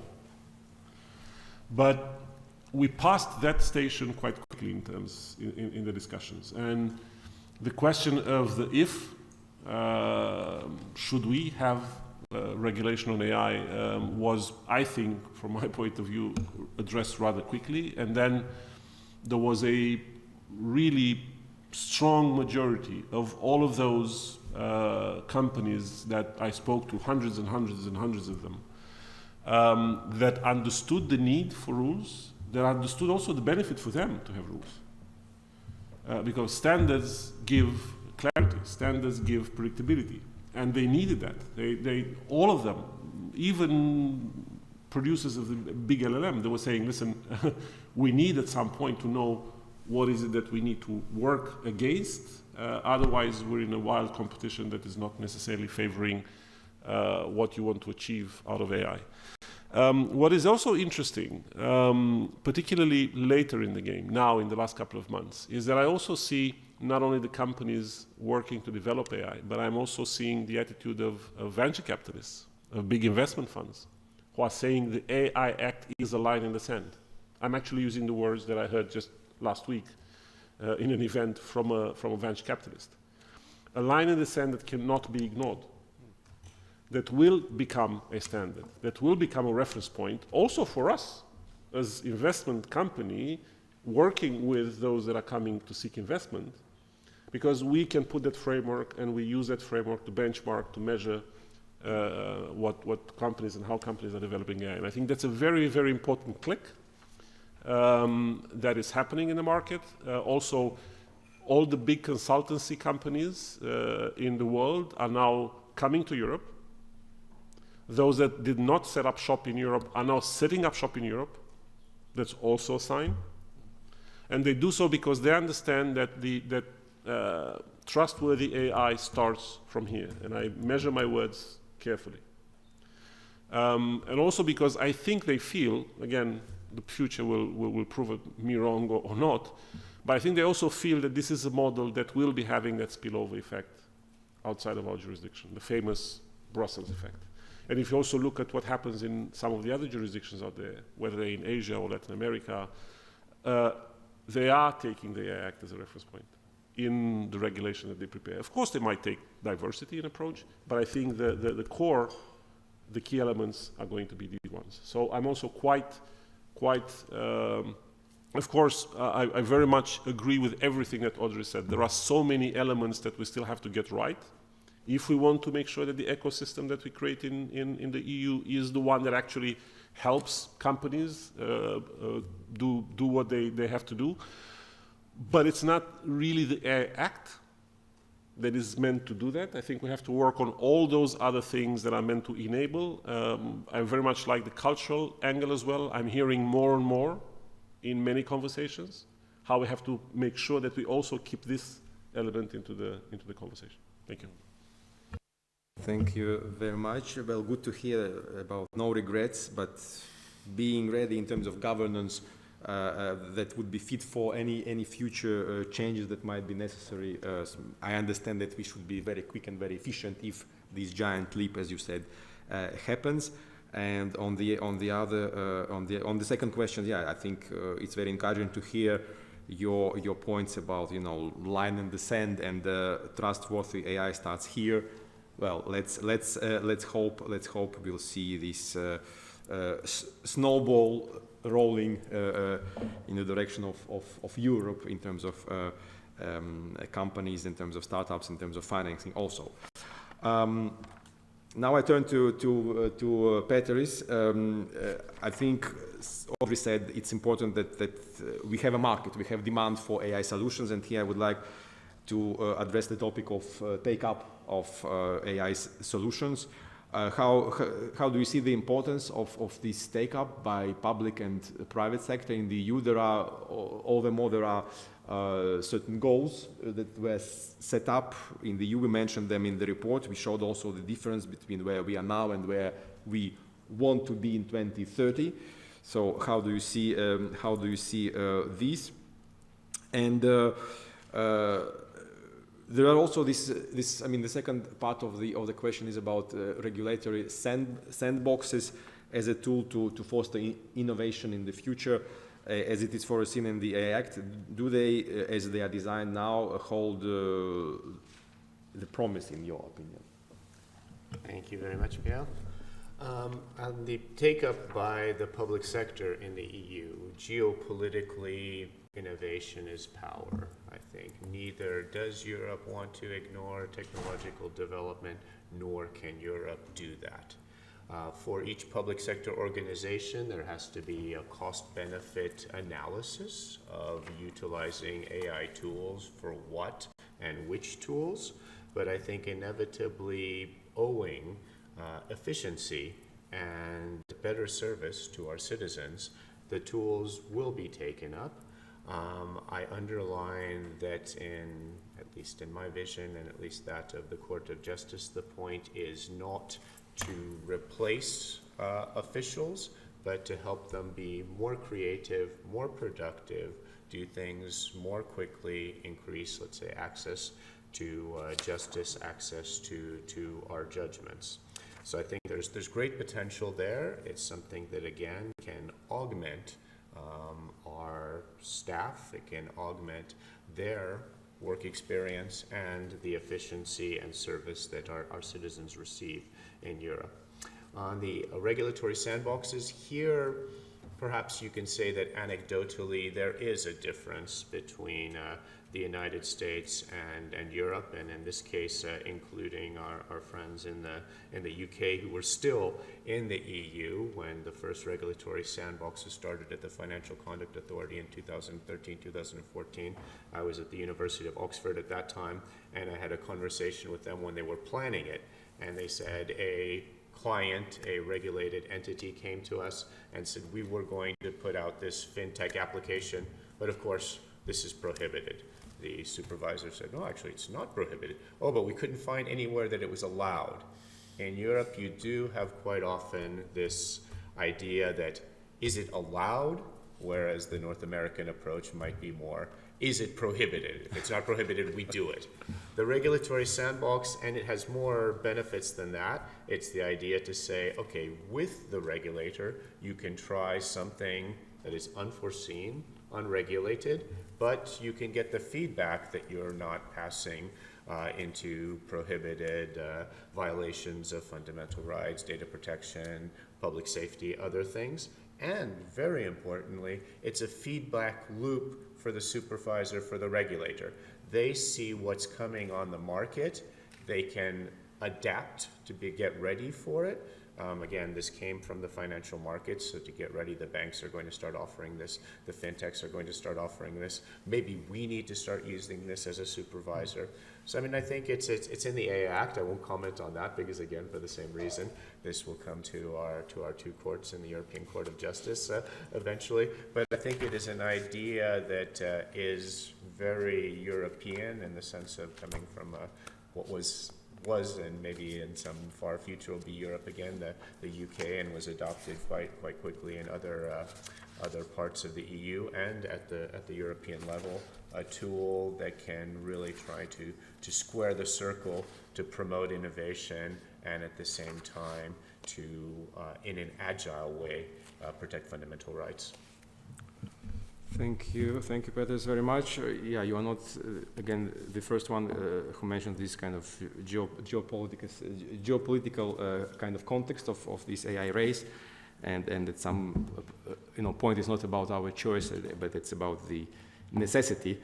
But I understood from you that on the regulatory sandboxes you see certain benefits, and this is basically very helpful for companies. But this attitude of allowed versus prohibited, I think it's very interesting also to hear, because you have experience in both sides of the Atlantic, and you are very well placed to make this comment. Thank you very much.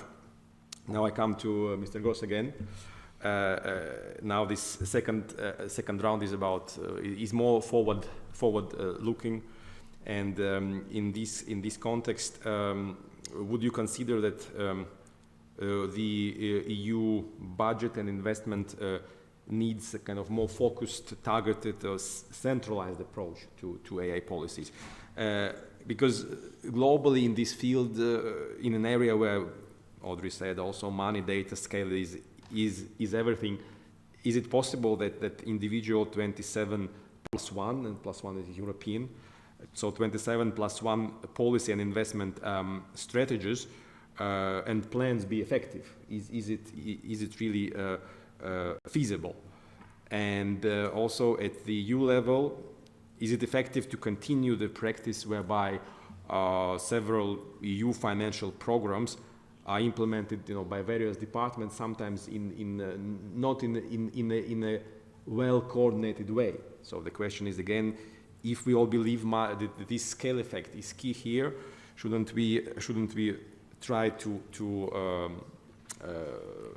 focus, target, centralize? I don't like word centralized, but this is what comes to my mind when I think about these constellations. You yourself mentioned a couple of programs that are managed by various entities within the Commission and agencies.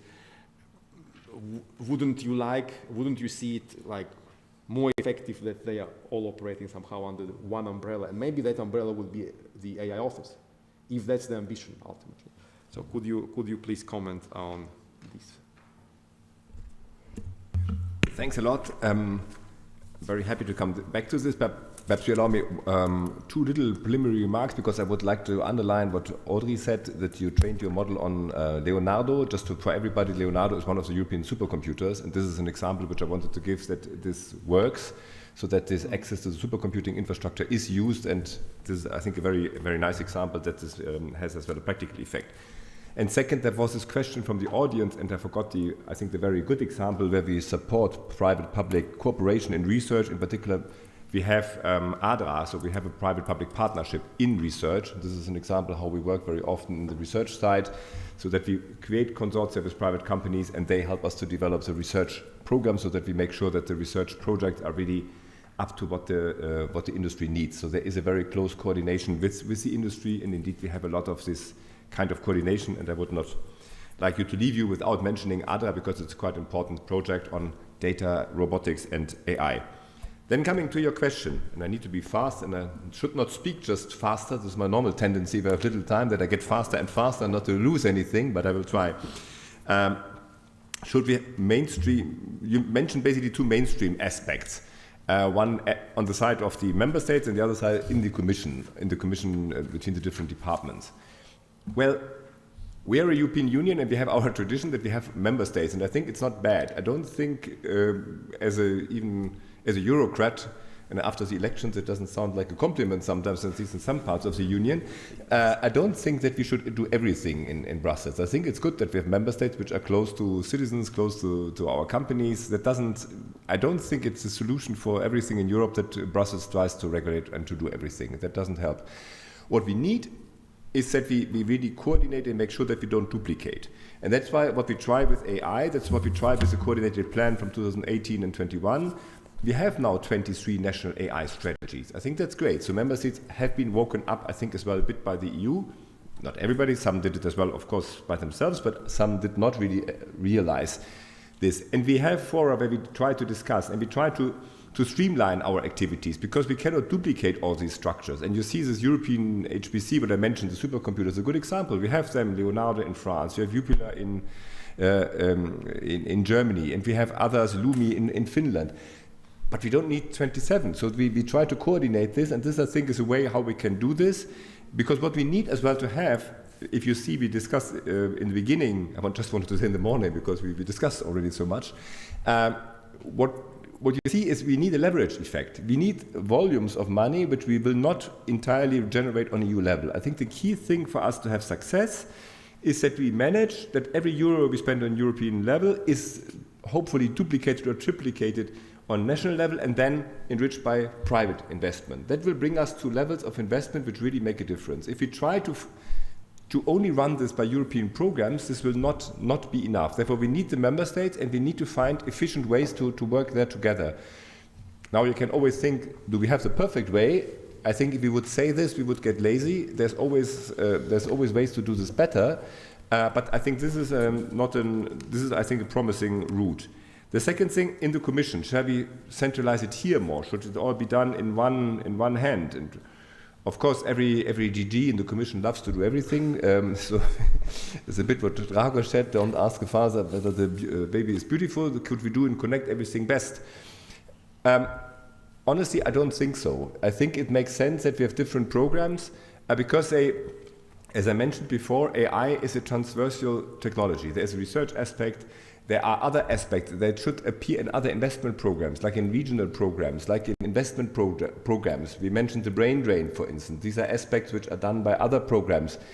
Now to try to centralize everything just because it's AI, I think would as well be a bit artificial. What is really needed is that the AI elements are put together. And that's why I think, and I mentioned this already, that's why we need this AI office and why we really as well will give them the men and women power we need to make this strong, that we really make sure that the AI elements, when we do regional support, when we do investment support, when we do different kind of tools, that the AI element is taken care of, because it is one of the key priorities of the Commission to be a leader in the competitive place for AI in the world.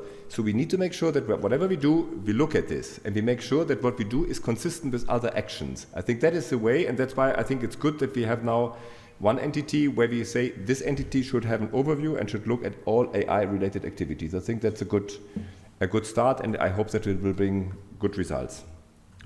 Thank you, Mr. Gross, very much. Yes, I think a good example is obviously this coordination in the field of supercomputers. Obviously, it costs a lot of money, and it doesn't pay off to do it individually. But I see that in some other areas, in investment, you hope for leverage, whereby you could act as a lever and then attract funds. And we have some good examples in the past, some good programs where the EU have shown additionality, not in the field of AI, but InvestEU or European Fund for Strategic Investment, where this leverage effect took place, actually. So I think we have good examples here, and let's hope that in the AI office you will manage to steer various departments of the Commission in the right direction, because exactly this is transversal issue. Now let me come back to Audrey. I think we talked quite a lot about investment already. I think you are one of the examples that if we are serious in Europe about AI ambition, you should grow, and companies like yours should grow, and there should be many more examples like this.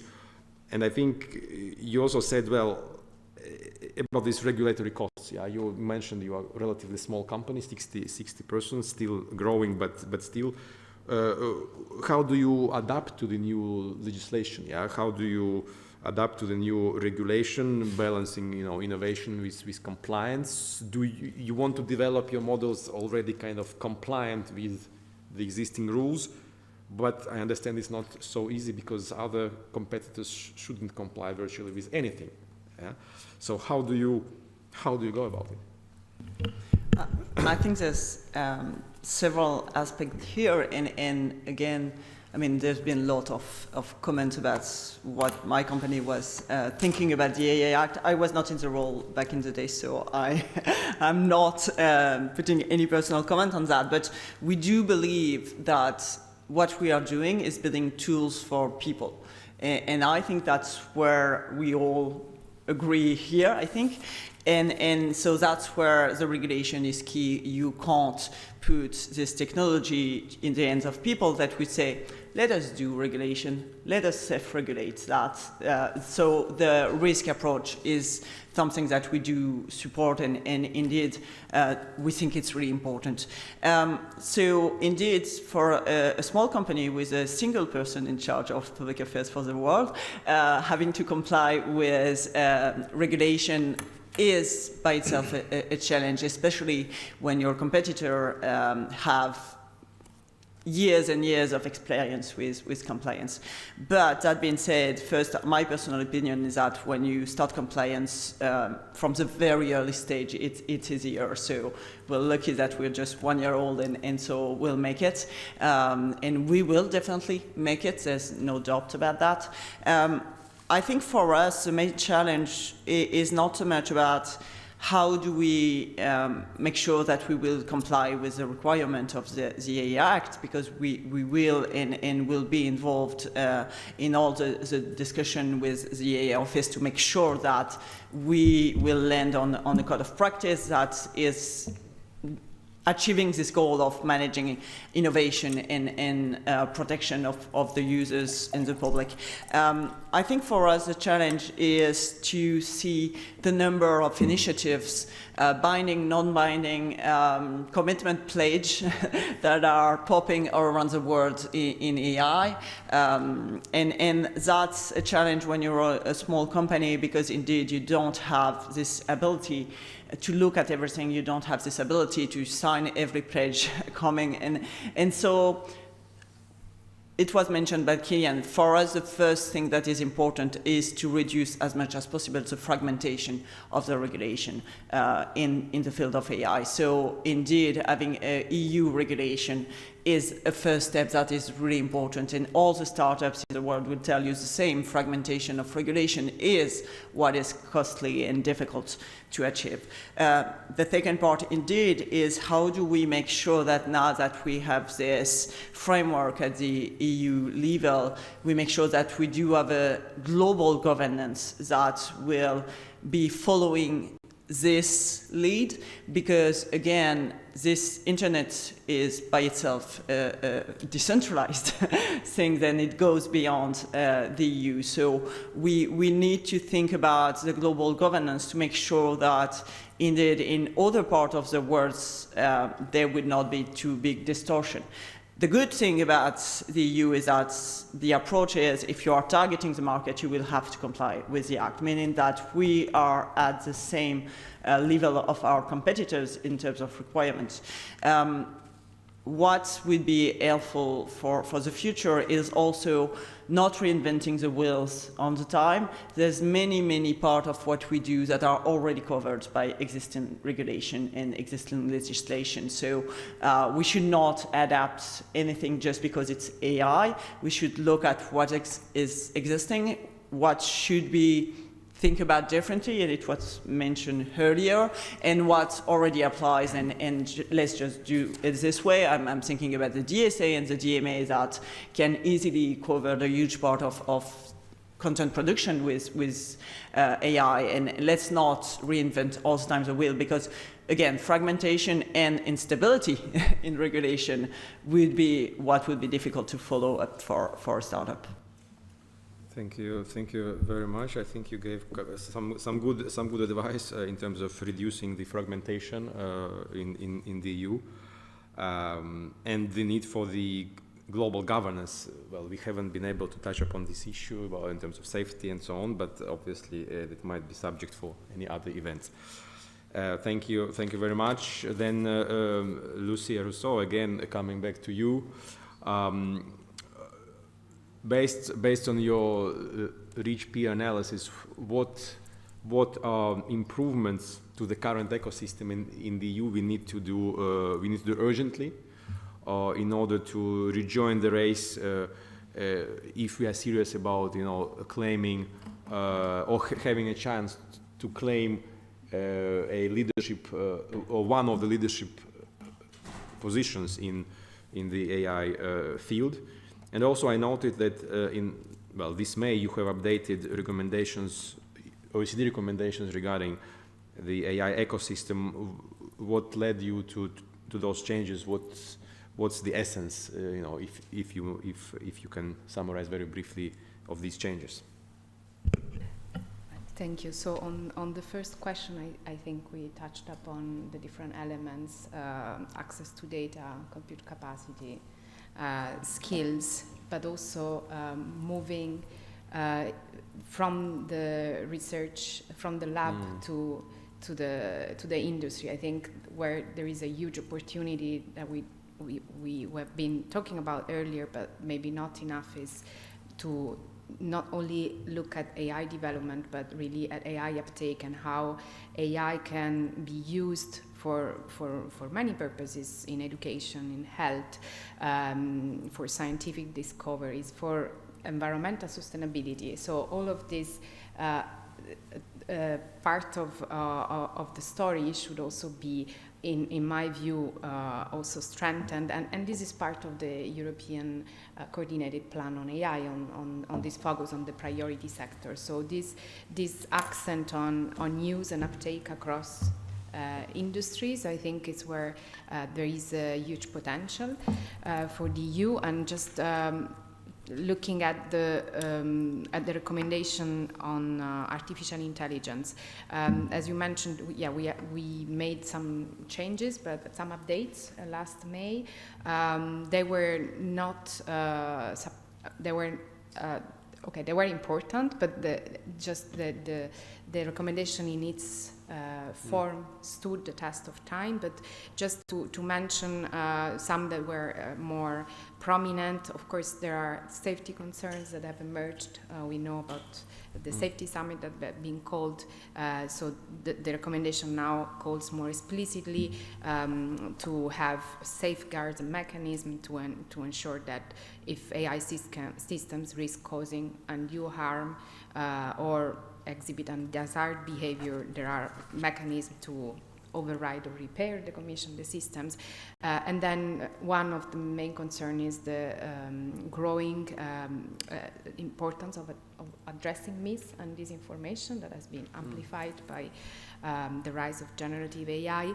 And then there are many others updates, but I think one that resonates well as well with what has been said about the need to ensure global governance and move to interoperability of norms. And it really now, in one of the principles, there is this call for policymakers to coordinate across jurisdictions so that there is at least interoperability and not harmonization. We're not calling for having the same rules, but that different systems are able to talk to each other. And for instance, one example of this is, as part of the recommendation, we also updated the definition earlier in end of 2023, and that is important because, for instance, it is the UI Act is based on the OECD definition. The Council of Europe Treaty is based on the EU definition.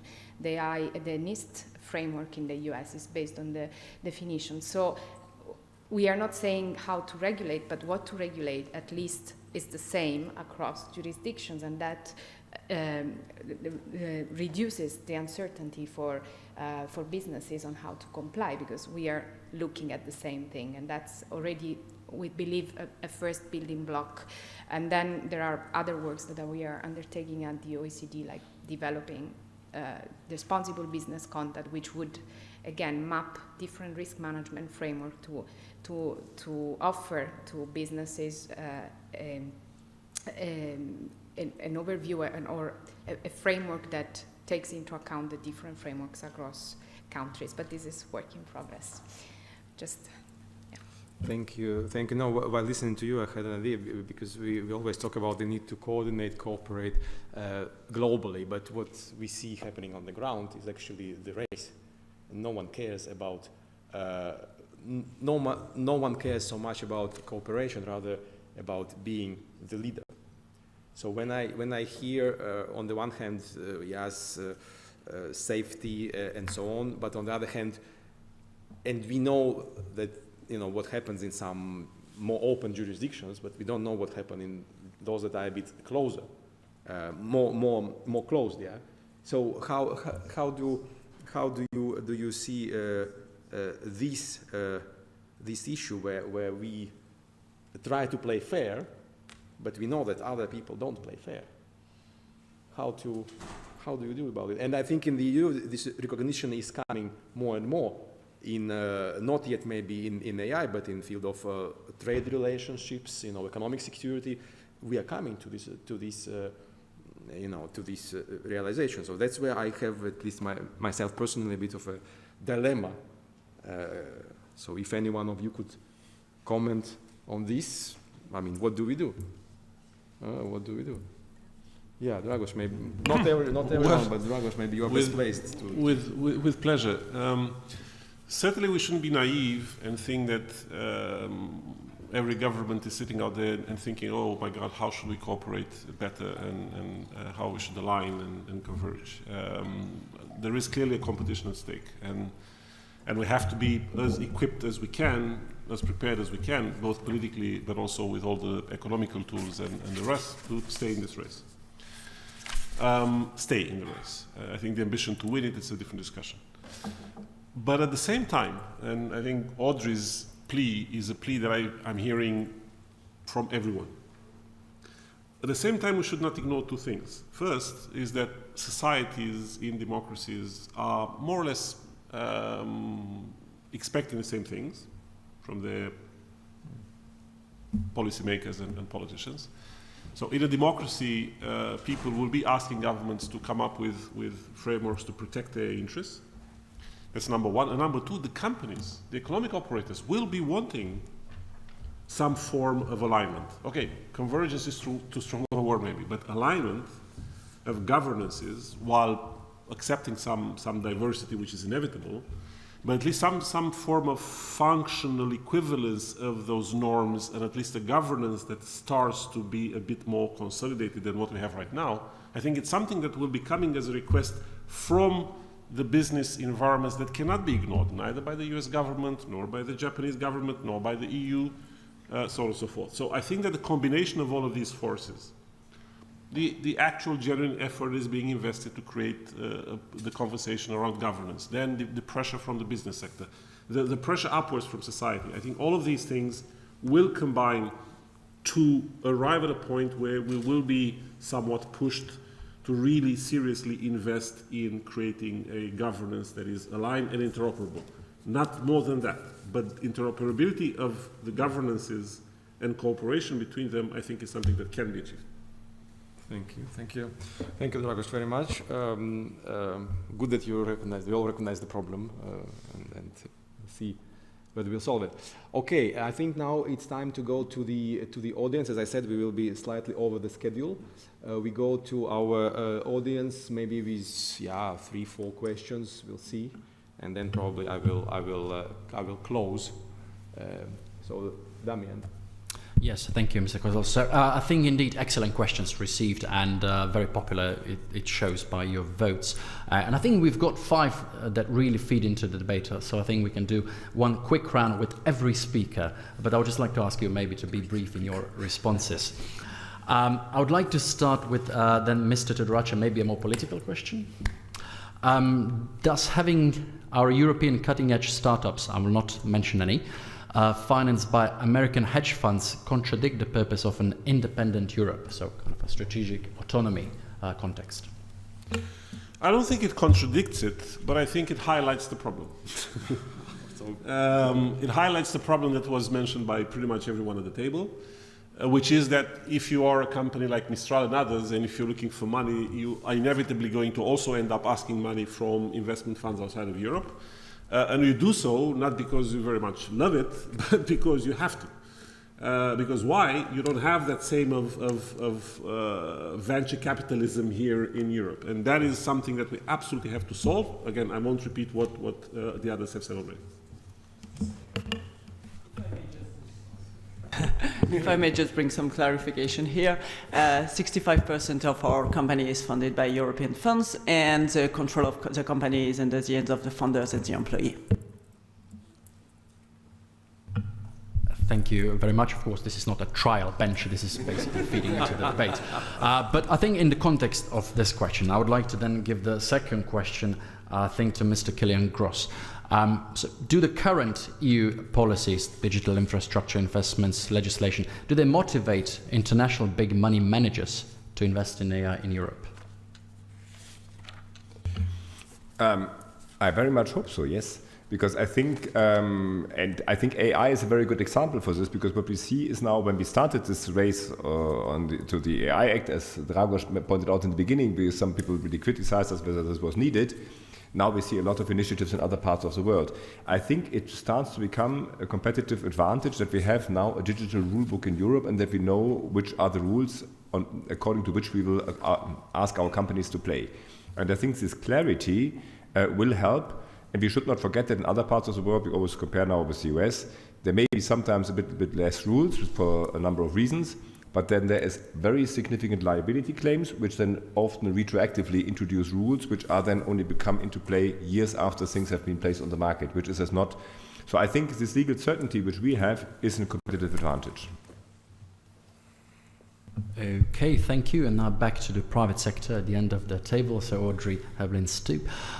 When EU companies are competitive in performance, and often they are bought by American giants, now how can the EU support their fast growth to prevent easy acquisitions? I think there's two parts here. Indeed, when you are building an AI company in Europe, it's by itself a project to build it in Europe. So you are doing it to be independent and to stay in Europe. That's a clear point. I think there's two parts.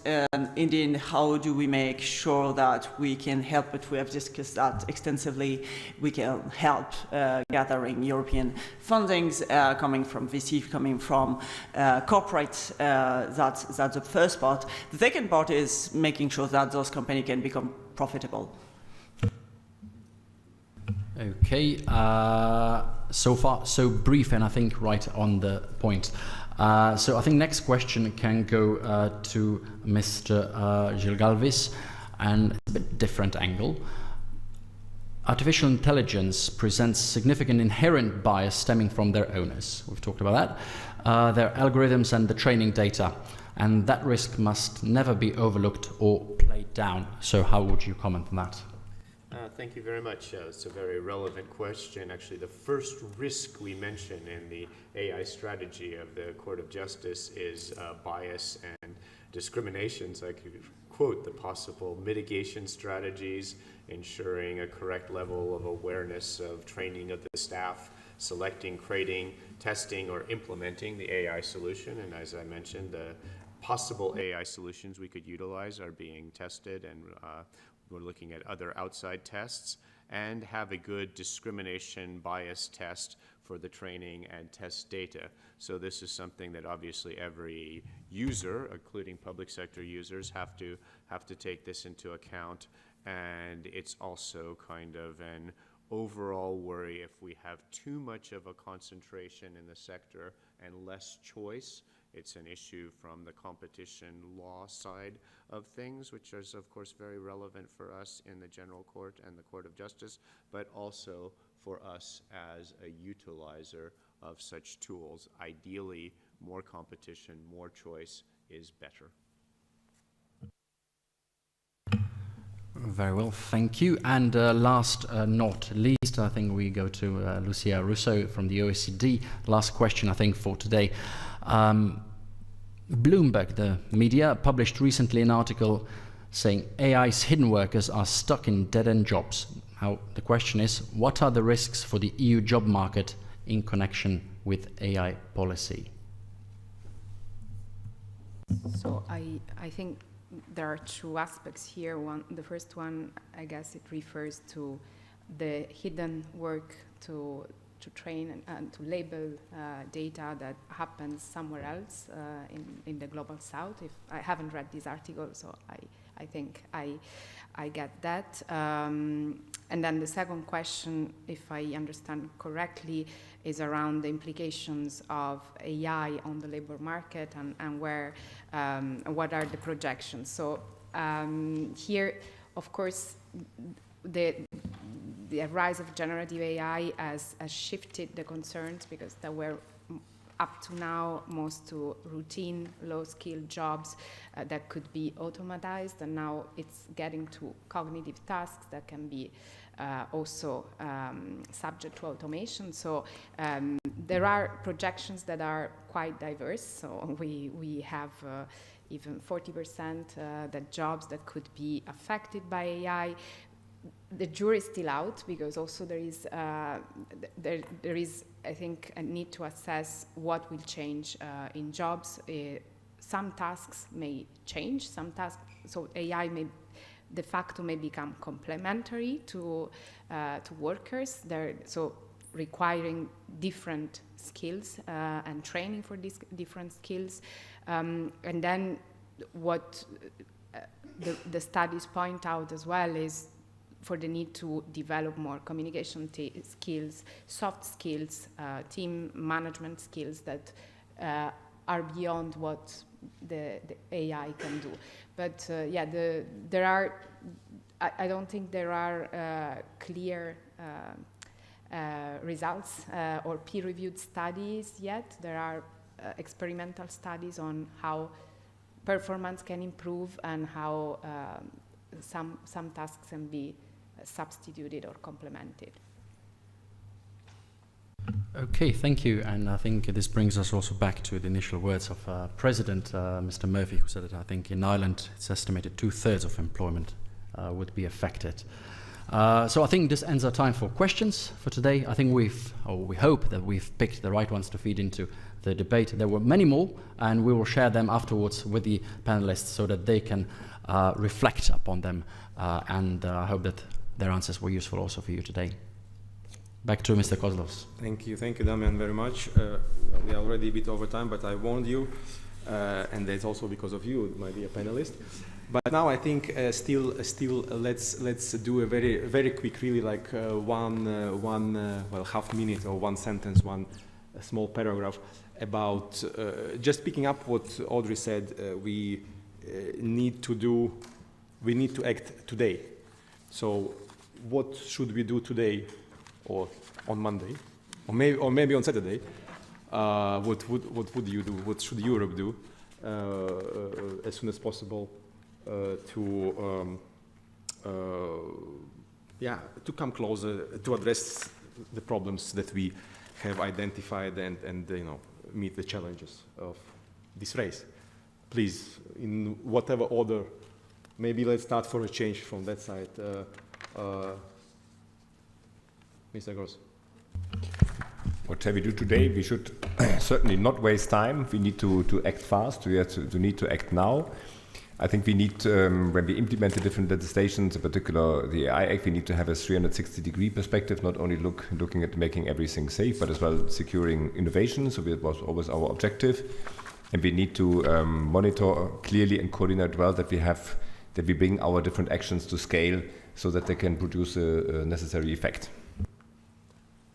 Yes, Patrick, please. I think access to innovation, the example was given of the supercomputers, but also in the application of AI, ensuring that big groups of young people or older people are not excluded from participating in the application of AI to domains that concern them. I would say second, being proportional in our approaches. And finally, an important issue for, I think, all users of AI is a certain transparency. For us, it's very important as judges, and I wrote an article on that, in preserving our independence and autonomy in utilizing an AI tool at the beginning of a process for legal research and so on, being able to understand better why the LLM, why the model came to that conclusion. And that could be a possible tool that could come from the private sector to help us understand the way that the models are coming to certain conclusions so that we can use them more in all transparency. Well, promote the European model politically and geopolitically. I think it's an important thing to do. And second, invest in skills. Thank you. Again, I'll go on the enablers data, promote data availability and accessibility, and so open up government data, but also I think provide guidance, clear guidance on data protection regulation when using data to train AI models. Compute, we have heard it many times, and startup growth, promote innovation and sustain startup growth. And here we have heard it, there is perhaps margin to change regulation for capital collecting institutions, asking pension funds to devote some share to VC investment, tax incentives. So perhaps there are measures that could facilitate the availability of risk capital in Europe. I repeat some stuff, but indeed facilitating the gathering of corpus of data and putting them open source is indeed key. On open source, I know Europe is very committed to open source, but there's parts of the world that are not as much. So protect open source is very important, both for transparency but also for innovation. Maintaining a level playing field and preventing any kind of regulatory capture or at least protecting fair competition in Europe would be really key. And I do a bit of advertising here, but indeed buying our models, using our models, making sure that we can grow from a business perspective. We have very performant models. They are cost efficient, but also they can be deployed on-premise, meaning that it is indeed answering the question of the privacy concerns. So yes, indeed, buying our models will be key for us to succeed. Thank you very much. I think we had really an interesting discussion. I see that even colleagues sacrifice their lunch and stay here, and I hope online the situation is more or less the same. I will now try to conclude. It's not easy because of transversality of the topic, but I would just like to say a couple of words, starting with the words of one of the innovators at DeepMind, who stood at the origin of the AI revolution, and he compared the new technology to the coming wave and predicted that it would change the world. And I think we see this happening as we speak. There is a potential for huge benefits, as there are also very serious risks, some of which we cannot yet comprehend. But one is clear, and the panelists I think all agree, that the race for leadership is ongoing, and there is no time to waste. I think it's from one of the recent James Bond, but we are coming to this unintentionally. No time to waste, actually, this is true. So today we discussed first of all the EU setup for AI ecosystem, and it is in a way a traditional EU setup for internal market policies, where Commission and Member States play their respective roles. But national governments probably do have and will have to carry out the biggest burden, because we heard from Mr. Gross that probably, I mean, there are reasons not to get too much excited about this centralization approach. On the tools that the Commission has, the EU level have, the Commission obviously plays an important role, ensuring that regulators work together and well from now on. I mean, the AI office is something that we are all looking at, and many say that these tools are sufficient. And time will show. We in ECA, because we have a bit of professional skepticism in our work, we are not, and we were not so convinced in our report. That's why we put it very clearly, but we'll see. There is a big difference from when you compare a strategy and the outcome. I think we are quite strong in strategies, but in making sure that we do achieve what we set out 5 years ago, probably we should be stronger. We underlined the importance of data being made available, but at the same time protected as one of the fundamental rights. And we need to think how proportional we are in threading to this balance. Besides, access to open data can heavily impact the EU's ability to compete with the rest of the world. And plus the question is also obviously who gets this access in Europe.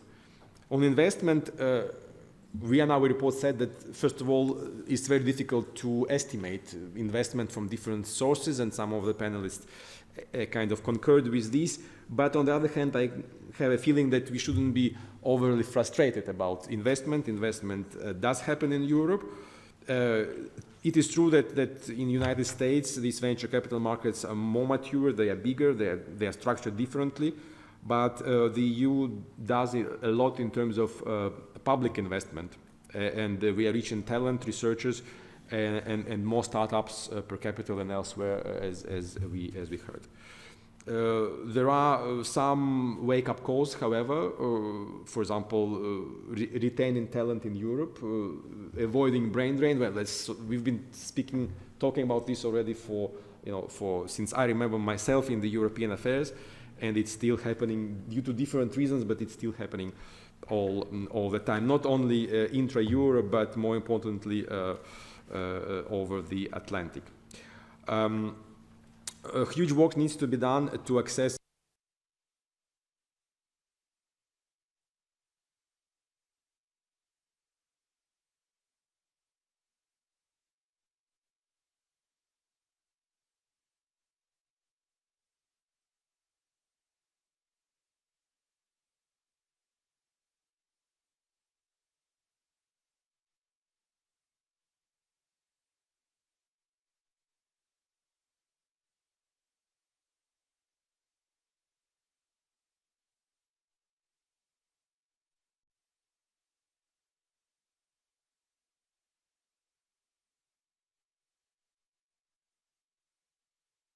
cut, so apparently there is a problem. No, I think interesting point about electricity and electricity and green transition, and then how we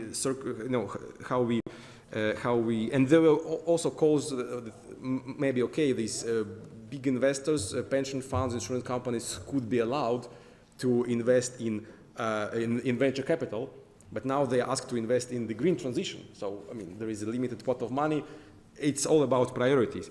So I think this element was important. Models have to be trained on European data. This is important. And lateral comment was, and my thought was, well, what about really small languages? I come from Latvia, and I mean, it's not clear what will happen in the future. And obviously, for that reason, we need models that are very strong in more than one language. But we heard from OECD that 57% of data is in English. So open. Yeah. So that's I think already something which we have to take into account. For the future, yes, EU Act apparently has had an impact. Line in the sand has been drawn in a positive way. And the EU regulation will decrease the fragmentation that is costly. I think, Audrey, you can be encouraged from what you heard, and also that the EU Act is apparently raising interest of investors, funds coming to Europe to set up their shop here in Europe. We mentioned a little bit geopolitical context. We didn't discuss it in depth. Who is winning AI race? What is meant by that? It is already, or will be, but I think it is already a matter of national security And here I see very clear links to the issues of economic security, strategic autonomy. We need to think about global governance, but it's not easy because some jurisdictions, if I may say so, don't care about global governance. They care about profit, because all this innovation here in AI is driven by, as we heard again, by money. So all in all, many elements have to come together in the right time and the right place for the EU to succeed. And expectations are very high, and the EU should be and will be, I hope, will be up to the challenge. I think we need to become a bit faster in Europe in making decisions, in addressing the problems that we see while implementation. Now we start implementation of the AI Act, and apparently if we see any need to adapt, you said we need appropriate governance to make sure that we don't spend again a couple of years negotiating potential changes. So I think here I would like to stop by way of conclusion. I mean, we could go on and on, of course, but even the technology stops working here. I thank you all again, our esteemed panelists, for coming to Luxembourg, to sharing in an open way your knowledge, your experience, and I hope to see you here at the court discussing other issues linked to AI or maybe beyond, because at the ECA we have a lot of interesting reports, not only about AI but about strategic autonomy, about economic security, about strategic raw materials, and so on and so forth. So follow ECA, and we will find you when we need your input for the future events. Thank you very much. Thanks to audience here and to the audience online. Thank you very much. Have a nice weekend.